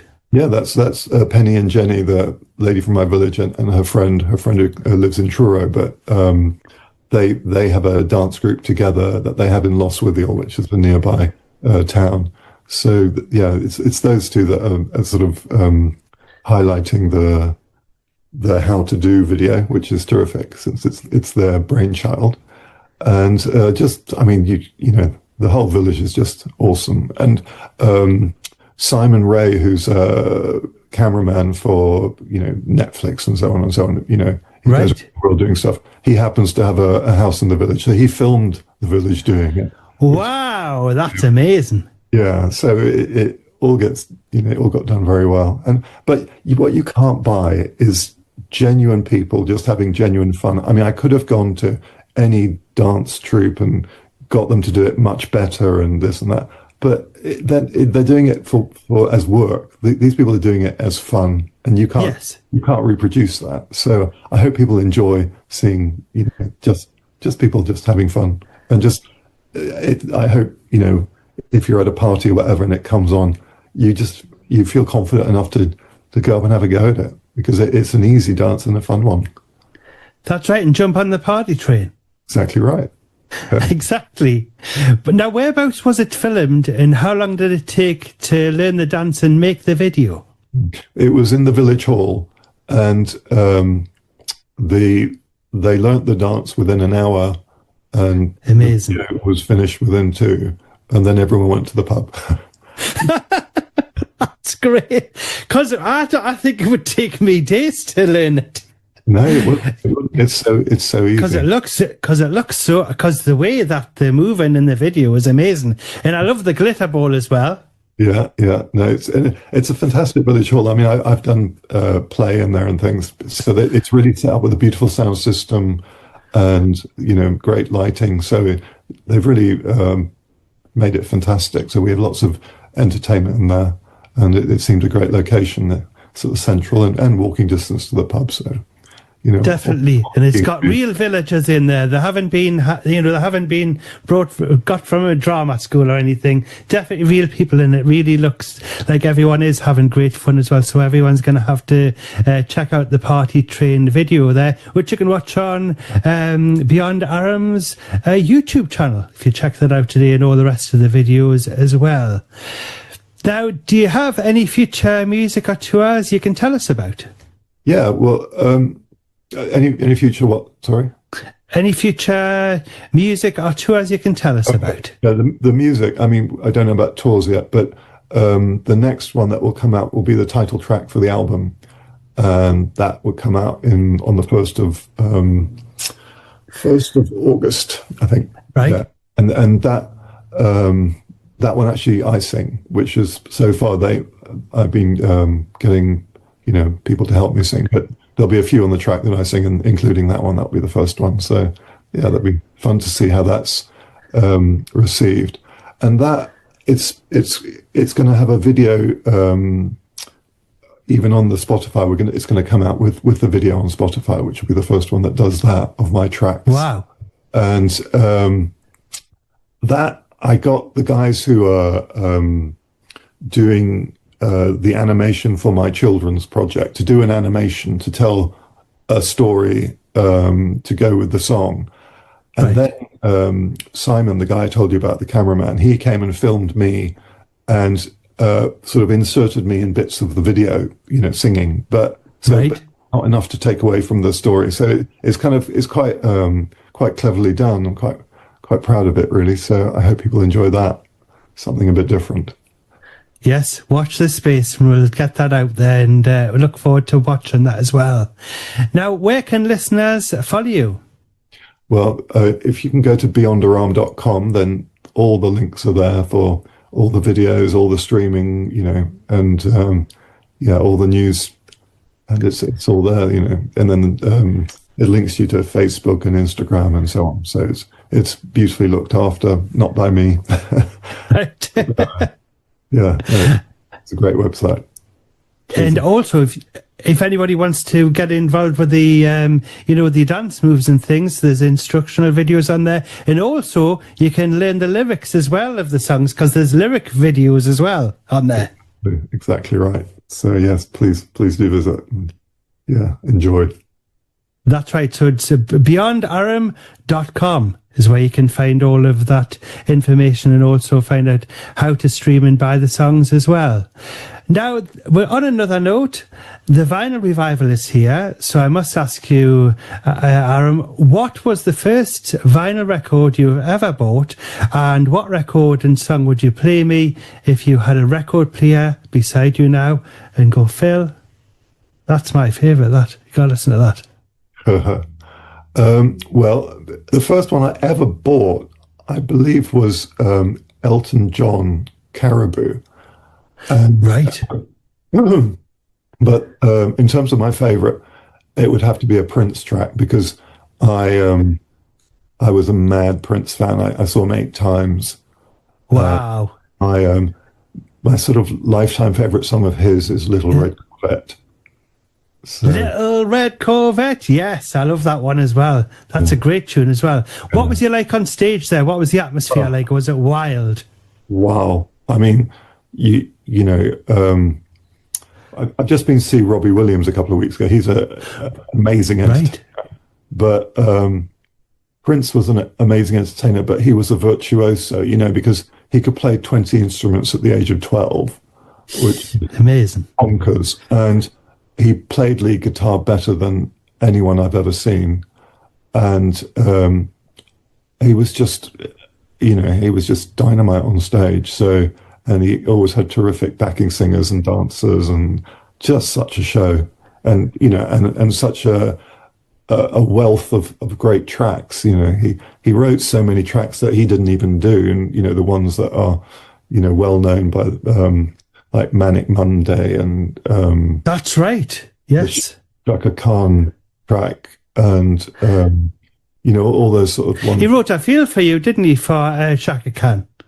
Yeah, exactly right. And the Sheena Easton one. So yeah, lots and lots of big hits that people had, and of course Tom Jones covered Kiss, didn't he? So That's right. yeah, no, he was just awesome. So I think it would have to be one of his, and let's say Little Red Corvette. Little Red Corvette, that's a really, really good choice there. Well, you're not going to believe this. We've run out of time, so if you can stick around and we'll have a little chat afterwards. But yes, I'd like to say thank you so much for joining me on the show this week. I'd like to wish you all the very best with the album, and also with all of the other projects that you've got going on as well. And would you like to come on the show again? Have a frightened you away? Of course, I'd love to, Phil. It's been great. Really enjoyed chatting. It's been a privilege as well. Now, finally, Beyond Aram, please could you introduce your latest single, Party Train? Well, I hope you all enjoy climbing aboard the party train, because here it comes. All aboard! Thanks very much, Beyond Aram. All the best, and we'll speak to you soon. Take care. Cheers, Phil.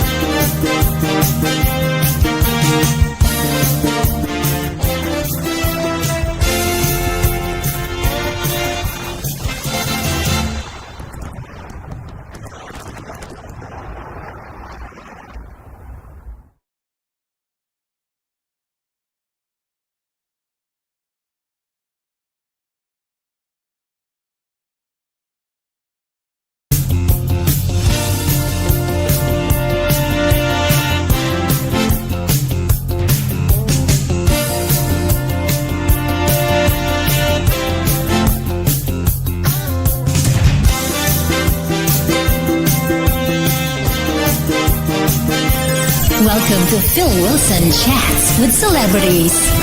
And here is your host, Phil Wilson. Nick Edwards was dubbed the first ever surprise act in the show's history when he appeared on ITV's Britain's Got Talent last year. His audition was pre-planned between his wife, Catherine, and the show's production team and sparked a global reaction.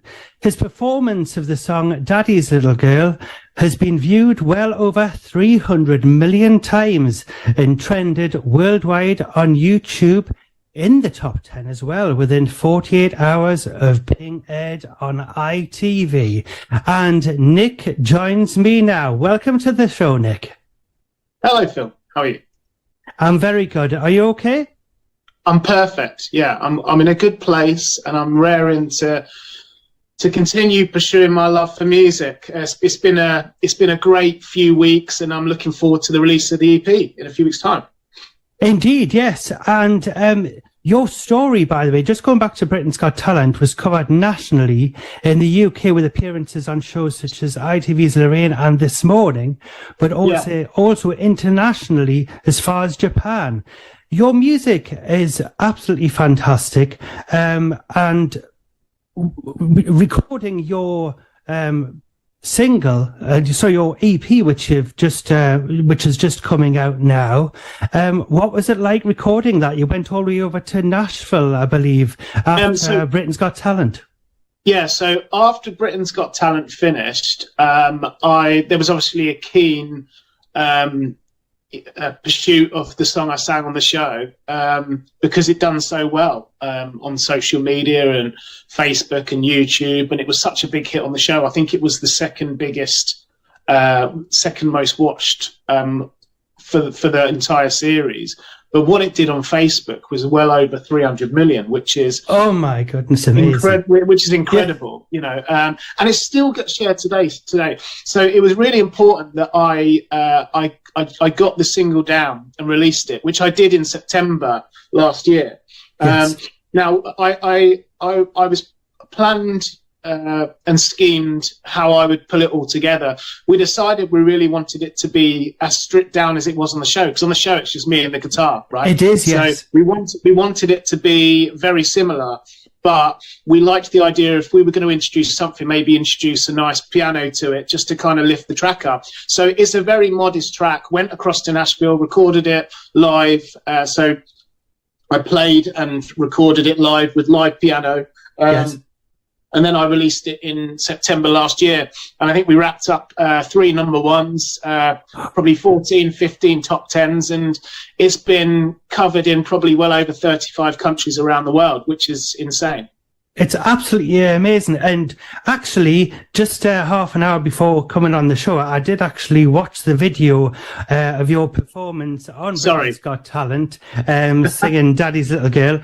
And I was quite emotional watching it. And but did you think that the song would actually give that kind of reaction? Had you actually performed it before in another kind of area, apart from, as you mentioned, in the shower? Yeah, I played. So I had my first son when I was about mid-20s. Yes. And at that point, I really just didn't have the time to do music. So my love for music and songwriting and singing kind of went by the wayside. And I focused on work and trying to, earn a crust for my family, really. And I went on to have four children in total, including the 2 girls that you see. So that was one of the songs that I used to play to the girls at home. And I because I had no idea I was going on the show, and it all just happened very, very quickly. I had about 40 minutes. You don't actually see this in the show, but there's about 40 minutes where I go off and I come straight on. Yes. There's a 40-minute gap where I was allowed to go backstage, warm up, and get things together. And they may have to make you up as well. I was petrified. Well, no, not actually. No. They didn't put any makeup on me. Maybe they thought I was beautiful enough. I don't know. Well, you are. But I went backstage, had 40 minutes. I was petrified. I've never been so scared in my whole entire life, and I was panicking. I was thinking, right, Nick, you've played this song so many times, and it's not a hard song to play. It's quite simple. Yes. So I kind of felt like, well, it's the song to do, and I knew it so well. But even then, I had this worry in my mind that I was just going to get this stage kind of block where I'd be standing there, and I wouldn't even remember my name. And those people that perform and maybe struggle with nerves, stage nerves and stuff like that, especially if you haven't done it in a long time, because I've done lots of amateur dramatics and stuff when I was younger, and I was never shy of getting up on stage, singing, dancing, making a fool of myself. But if you haven't done it for a while, you do lose some of that, armor. And so for me, it was such a big thing, and I was petrified that I was going to forget the words. I was petrified that I was just going to freeze up.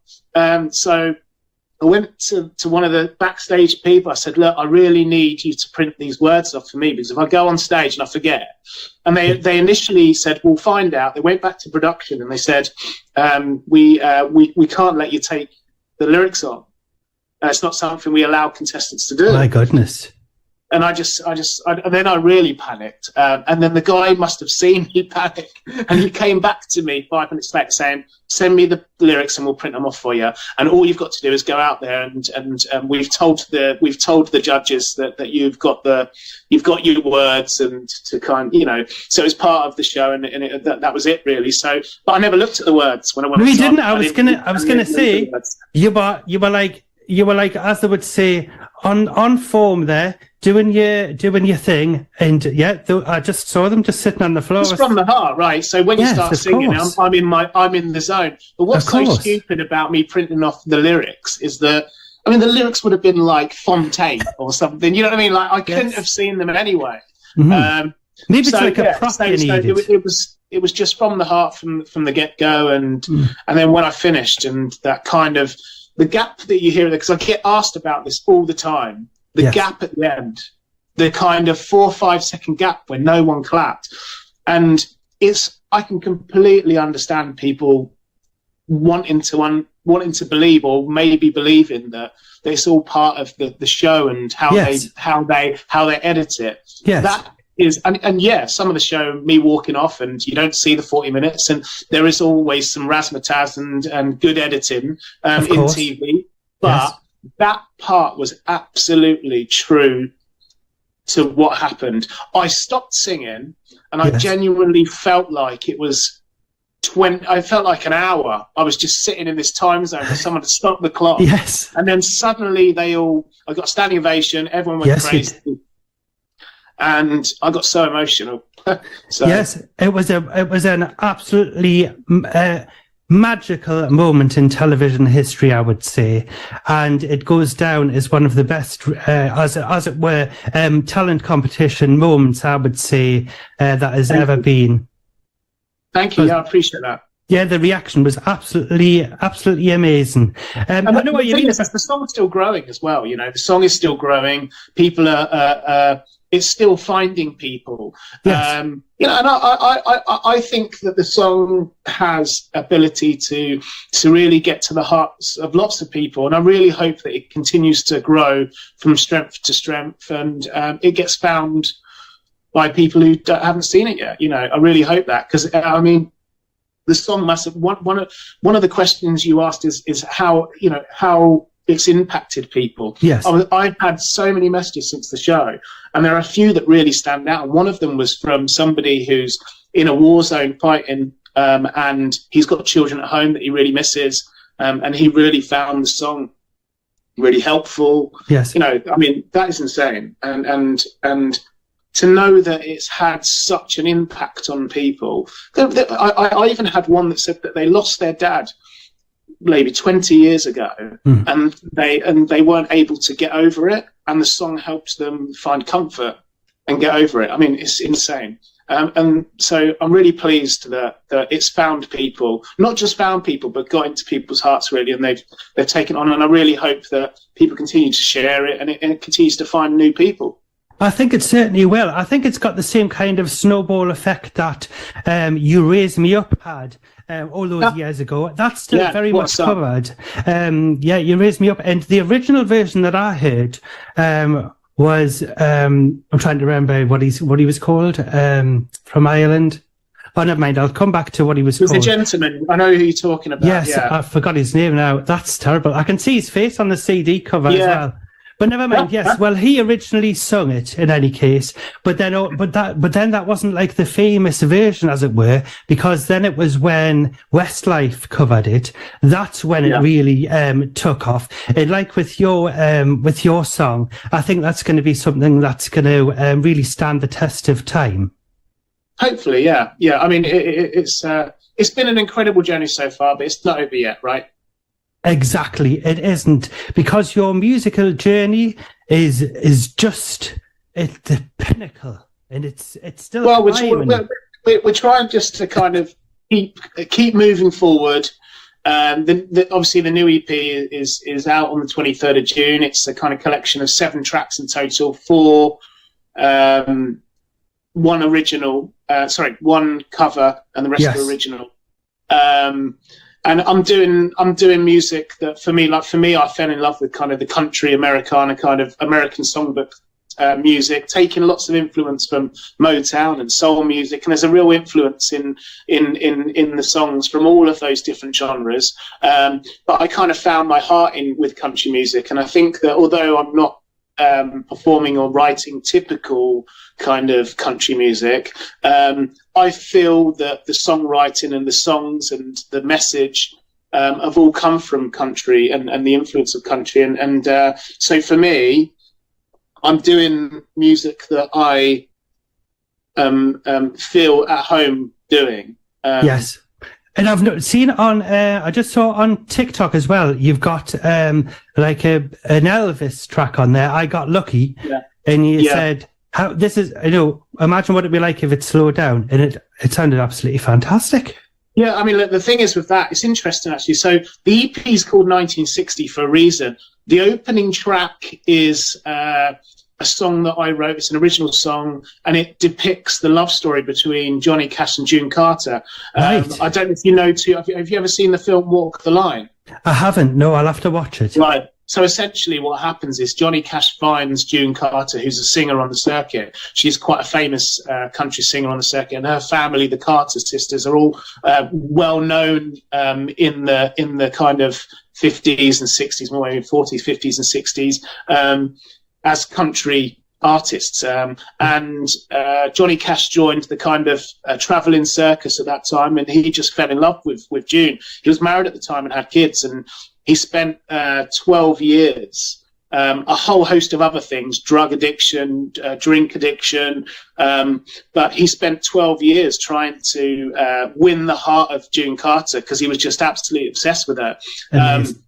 And he finally did. He kept asking her to marry him on stage.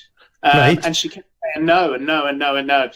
So the opening track to the song is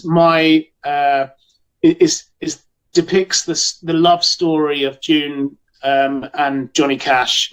I'm a massive Johnny Cash fan, and most of Johnny Cash's pursuit for wanting to be with June happened around the 60s. And then going on to the Elvis track, I heard I Got Lucky, and it's like quite a fast, upbeat song. It was in one of Elvis' films, Kid Galahad. And I actually haven't seen the film, but I came across the track and I just thought I could just hear in my mind that it was like a real nice ballad. Yes. And I was so surprised that it's written by three people who actually wrote quite a lot of Elvis's tracks. Right. Elvis didn't write a lot of his tracks. He always had writers for him, but it was written by three people, and they wrote it. And obviously, he never re-recorded it in any other way. It was always recorded as you see it on the program. Yes. But I heard it differently. So we slowed it down. We added our own style to it, and I personally think that if Elvis recorded that, slightly slower, I think it could have been a hit for him. It actually wasn't a hit for him. I think I don't think it done very well at all. And it certainly wasn't the number one. No. So it's a real kind of obscure track that probably a lot of people haven't even heard of. No. So that was appealing as well, because it was like, well, if you're going to take on an Elvis track, you don't choose Love Me Tender or something like that, right? Stick well clear of those tracks. Yeah. So it kind of was like box ticked, because it's a song that not many people will know of. Probably not many people will have even heard it unless they're real diehard Elvis fans. Yeah. They'll be surprised when they hear the Elvis version and then hear this. And I think it's just we've tried to leave it again quite modest and just try and make it as kind of, true to my style as I can without taking any of the influence from the Elvis version, which I didn't. In fact, I've very rarely actually heard the whole song from the Elvis's version from start to finish. So I've tried not to listen to that too much. And then we come up with this version. So that's the only cover on the EP. But I mean, having played my whole EP to friends and family, everyone really loves that track. Yes. Yes. Yeah, it's a lovely track as well. Who are your musical influences? I've heard from a little Dickie Bird that apparently you like a bit of Motown. So I'm a big Motown fan, yeah.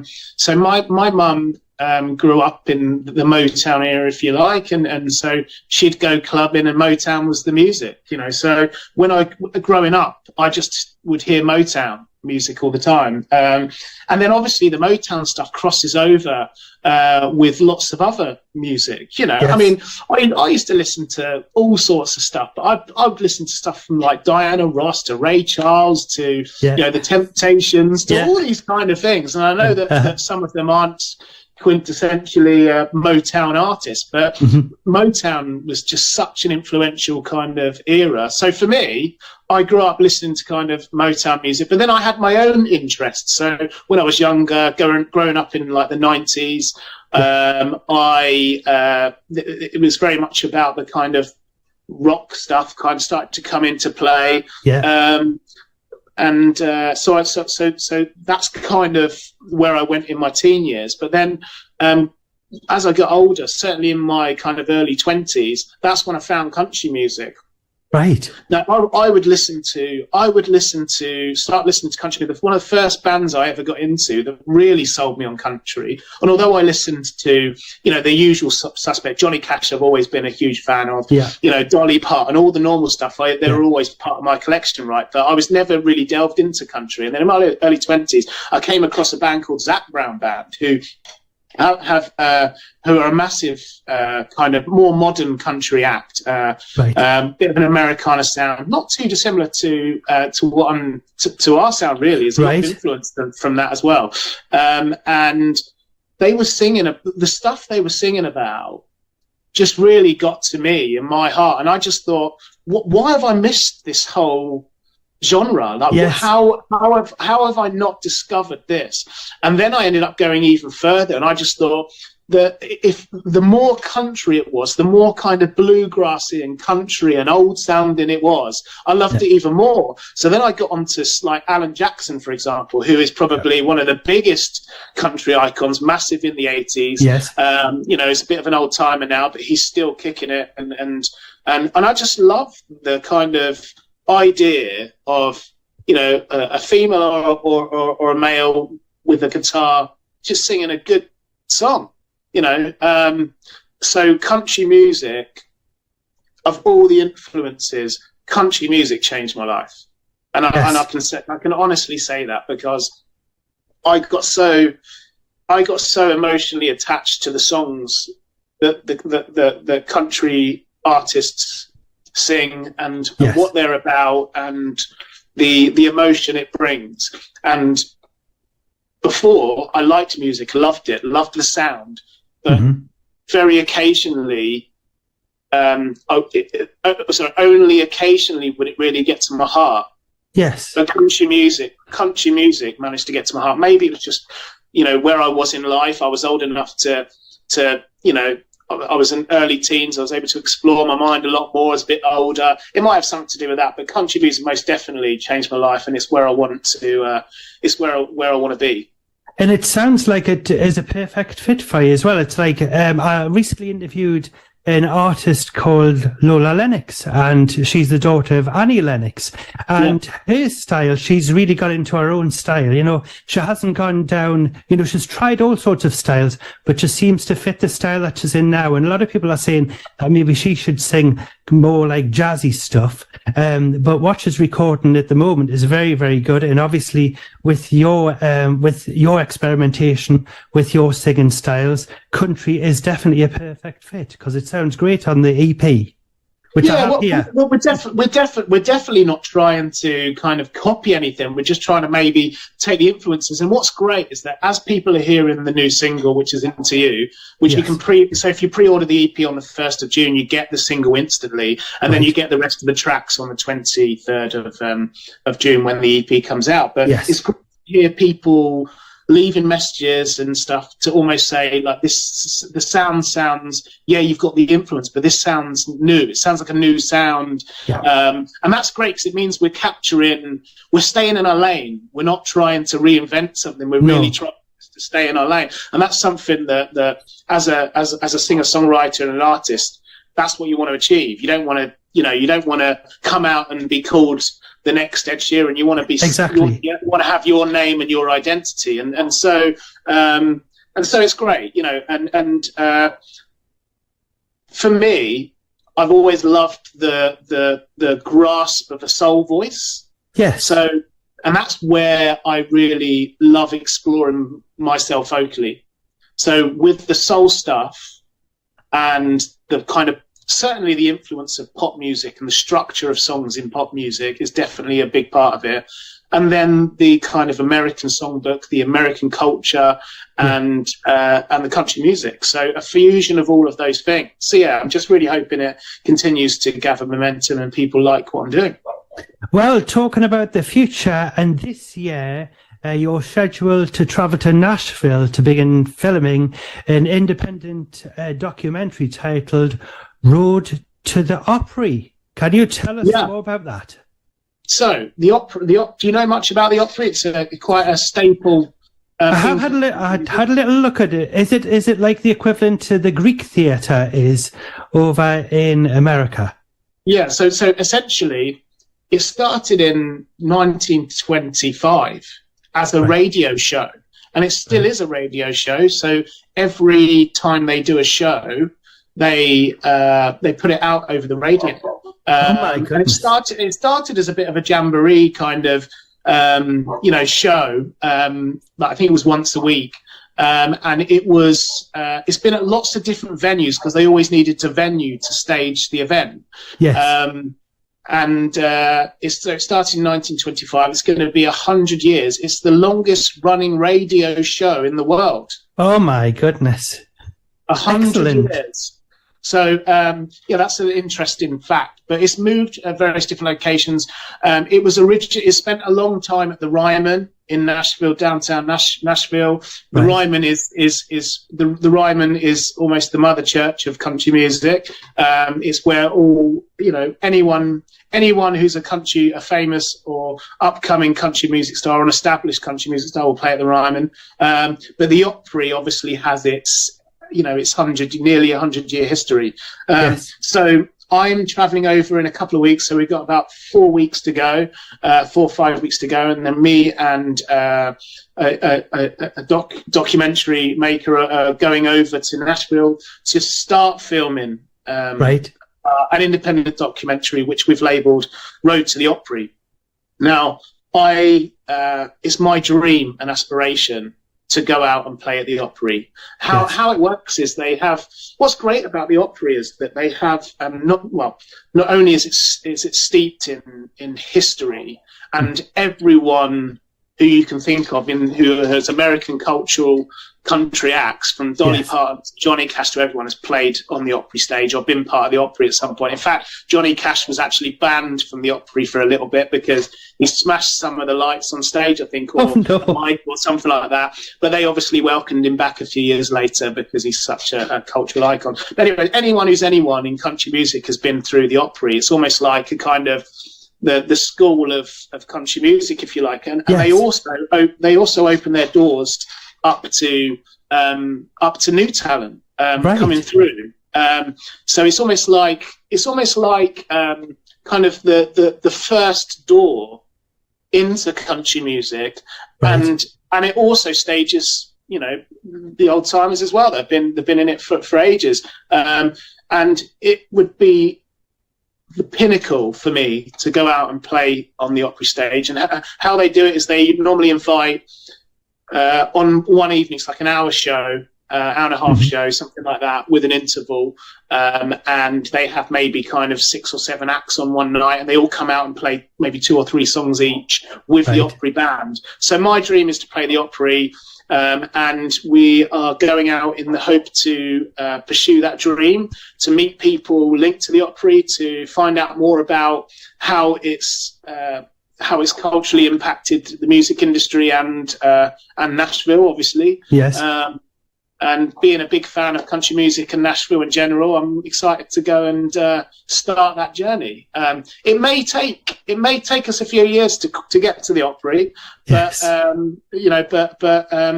I think doing Britain's Got Talent and having the success I did have on the show, is given me a kind of new lease of life. That if you want something, you really have to go and get it. So this is a real, true life story of, I have no links to the Opry. I know very few people from the Opry. Oh, you're frozen. But I'm going to Nashville in hope that one day I can go and play the Opry. It'll be absolutely fantastic. You still got me? Yeah, I've still got you. So will this be something which is going to be shown on maybe Prime Channel or something like that, or is it something that's going to be released independently? I mean, I'm hoping that by the time we get to we're just exploring it, obviously now, starting the process, and we're going to be meeting some people in Nashville. Without mentioning any names, one person is very well linked to the Opry and country music, and we're going to be speaking to some people, meeting up with some people, and just really trying to get to the culture of the Opry and what it stands for, and and the impact that it's had on country music. But we're hopeful that as the story progresses, yes, and when we get nearer to the point where there's a chance we may even play it, then we can ramp it up and hopefully try and find. At the moment, it's an independent documentary that we're doing. And we don't really have a huge expectation in terms of kind of the distribution side of it at the moment. We're just going to try and live the dream and to get, of course. And to get there, we're trying to capture it from a really organic place and try and go through the process. I'd love nothing more than to capture this real base level part of the process. Yes.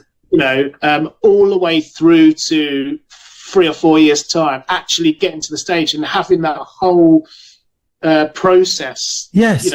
Documented, as it were. Documented, and so that's essentially where we're coming from. And then, depending on where it goes, I think we'll just take it day to day, but we'll definitely be looking for distributors to try and help get it out. And if worse comes to worse, we'll look at some of the kind of the online media outlets. There's lots out there. There's lots of ways in which we can get it out there and get people to see it, because nowadays it's so easy to get stuff out there. But I'm just really hoping that I managed to get to go to the Opry. I mean, I don't want to be in a situation where, I wouldn't mind, but hopefully it will come sooner than this. I don't want to be in a situation where I'm 70 and I finally get to go out and play the Opry. Although it'd be it'll be before then. It'll be very soon. I'm gonna. Yeah. So that's essentially it, and we'll see where it goes. We're taking it day by day. Indeed, I can see it going on Sky Yachts. Watch this space. Sky Yacht, yeah. That's the kind of thing, because I remember it was Brian Johnson of AC/DC. He did a tour of America, and he met up with all of his old pals like Billy Joel and people like that. And when I watched that, it was like maybe 6 or 7 programs, and maybe that's something. Maybe Sky may pick it up. But there you go. Then you'll have to keep up to date.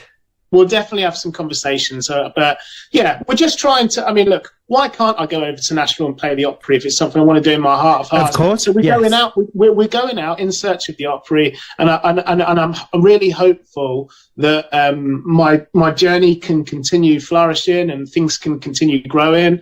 I've definitely got the heart and the steam to do it. Exactly, and hopefully it works out. Yeah, I'm exactly the same philosophy. I'm like, get it now.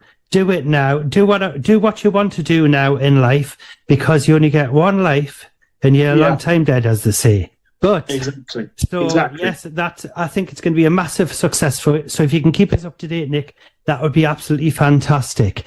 Now, getting back to your EP, which you mentioned early, which is called 1960, which includes the single Into You, which you said is released on the 23rd of June 2023 and is absolutely fabulous. And I do actually love I Got Lucky, which I mentioned earlier on. But where did you? Well, did you record the whole album? Did you say in Nashville? No, so we actually recorded that EP here. Although some of the mixing and mastering, some of the process went over to Nashville. When I go over to Nashville in a few weeks, we're actually going to be recording again because we're going to be releasing another single probably in October time. So we're going over obviously to do the documentary stuff, but record again. But this EP was predominantly recorded here in England, in London. And it's absolutely fantastic, and I've got it right here. This is it. It's absolutely amazing. Absolutely amazing. Well, have you got any other projects that you'd like to tell us about that's coming up in the future other than the Opry? So look, not really.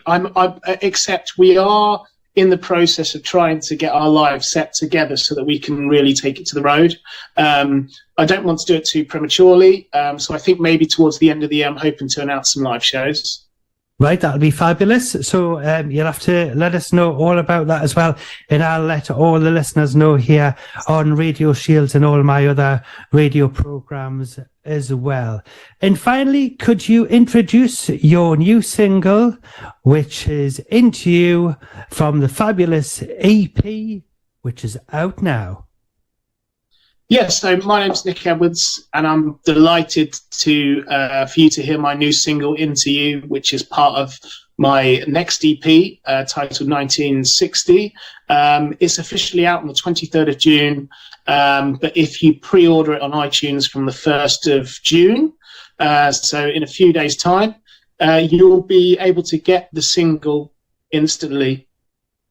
That's fabulous. Well, thank you so much, Nick, for joining me on the show. Thank you. Cheers, Phil. I appreciate you having me. And marvellous. And keep in touch and good luck with your documentary. Thank you. See you at the Opry. Yeah. Thanks, Phil.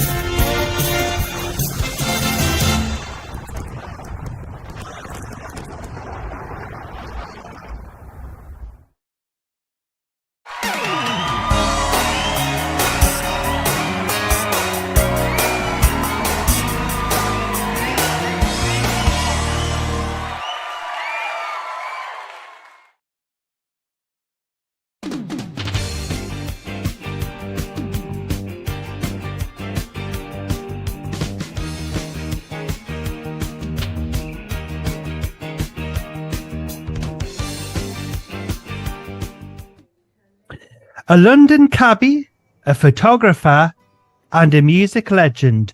London Town is a cheeky, uplifting song about life in London and features legendary cutting crew songwriter and frontman Nick Van Eed.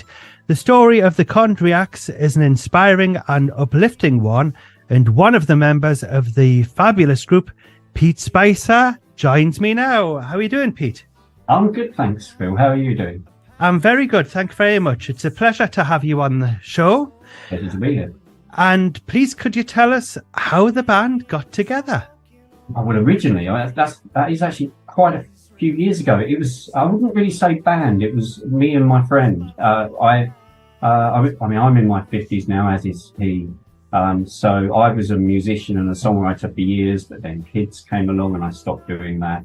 And at New Year's Eve, one night, one of my friends who was the lead singer in my old band said to me, do you know what, my New Year's resolution is to write an album? And I walked away from that and I thought, you know what, that's a great idea. So for the first time in about 15 years, I picked up the acoustic guitar and started writing. And in the next couple of months, through my son being friends with somebody at school, I then met Tony and we became friends. And Tony was a London cabbie and writing poetry. And at that time, we had no idea that he could sing. And we just decided we'd start to see if we could put his poems to music. And then he started singing. And I thought, how did this guy get this old and not know that he's got that voice? And that's kind of where it all started. Yes, as you mentioned there, one of the other members of the band, Tony Slavin, was a London cabbie, and you were a photographer. And I hear this was actually a chance meeting, picking your children up at the school gate where you started discussing your passion for music. Yeah, absolutely. Yeah. And we were just like, I can remember walking through the park and we would just chat. And we, initially it was a friendship that we formed, and also a very similar love of music and similar artists. And so that's kind of where it all sort of began. And it was, and he said that he'd been writing poetry on the taxi ranks. And then he showed me his books that were like that thick with poems, like hundreds and hundreds of poems that he'd written.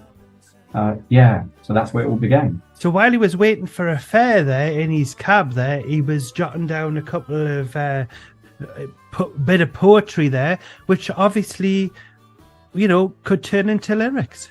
Yeah, and I mean, some of it was about people that he saw out the window. There's a couple of songs that, since then, that we've written about things that had happened to him in the taxi years before, and then have become songs later, where obviously he'd written the poem at the time, and then we've come back to it. Yeah, very interesting. And what was it like working together for the first time? It was probably terrible working with me because I'm really anal, and he's very creative and fluffy, and I'm very, patterns and line and form, and so there was initial kind of tension on that, and actually the person that had to change was me, and relax and allow him to be creative. And in fact, when we started working together, I would write the melodies, but I would write melodies as though they'd been played on a keyboard, so they would always be on the note, on the chord, more like Depeche Mode, who I love. Depeche Mode melodies, very melodic but right on the chord, nothing soulful or bluesy about them at all. And then when he started singing some of those melodies, he would come off without even realizing what he was doing. He'd sing flat notes where I didn't feel there should be flat notes. But what he was doing was singing blues and soul, what he was doing without him even realizing, just through his influence of the music that he grew up with. So there was an instant spark and the songs flowed from you both. Tony discovered he had a fine singing voice, which is rich and soulful with a slight rasp to it. And I believe your wives had something to do with the name of your band as well. Yeah, well, we were having I remember my nephew saying to me when I was talking about the music, and he said, "Oh, my other uncle's having a midlife crisis too."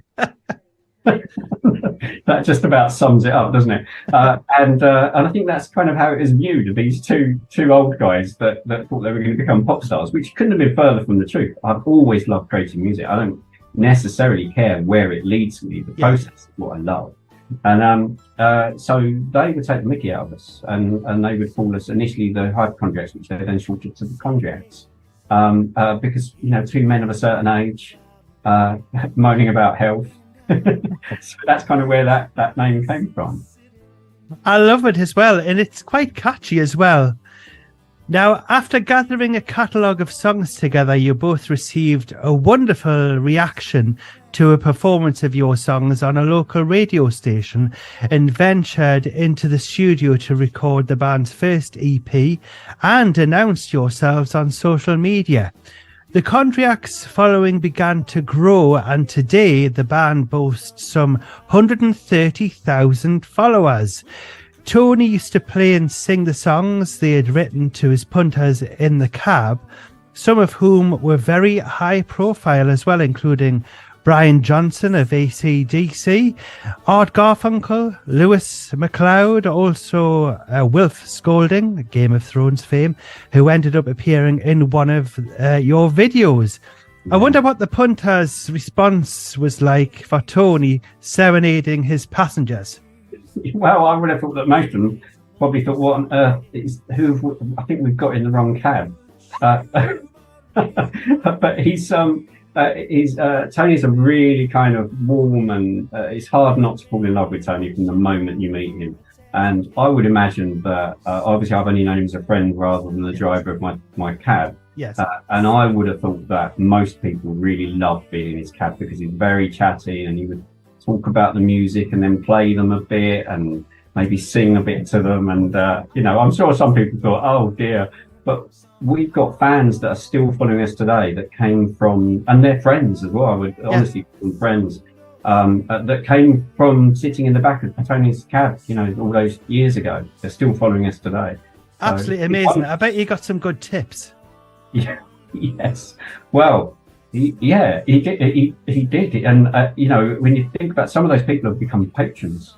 So they are, they subscribe to our music and help support us financially for all these years. It was amazing what he did in the cab. And I think that's where his love of performing, because he hadn't done anything like that before, his love of performing, albeit to 1, 2, 3 people in the back of the cab, I think that's where his love of it really started to grow. Amazing. You could have had it called the Singing Taxi Driver. Yeah, yes. I think there is actually a singing cabbie. I think there is. And he goes, yeah. So we can't beat the singing cabbie, but no. But he was the original.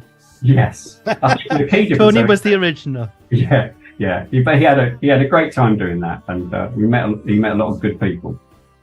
I bet as well. Now, in 2017, the Chondriacs wrote a rather poignant song called Voices. Please, could you tell us about that?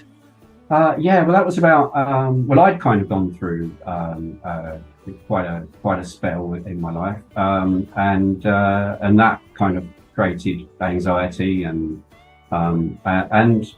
this was a subject that was very close to my heart, and we started talking about that's what people that create things do, is they can't always formulate their thoughts into words, so they create something to kind of get it out of your head, and that's what we did. And then I can't really remember how the connection happened, but we ended up doing something for Mental Health Week with the Mental Health Foundation, which are a great charity and often get overlooked because they're not one of the big ones, so you don't get the celebrities following them, and they're a great team of people and do some amazing work. Yes. And but so we released that song for that, and then we ended up Channel 5 News coming down to Tony's house and interviewing us, and we played the song live on Channel 5 News. Excellent. And where is it that people can follow this particular charity? Well, that's a very good question. If you just type into Google the Mental Health Foundation, it will be the first thing that comes up. Fabulous. And we'll put a link somewhere so people can have a look at that website as well after the show. Yeah. Thank you for that. Now, Nick Van Eed, who I met many years ago in South Shields before he went on his world tour. Right. And then I haven't seen him since.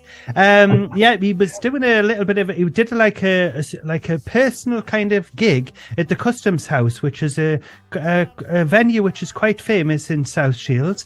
Yeah. And he did that, and he had his daughter.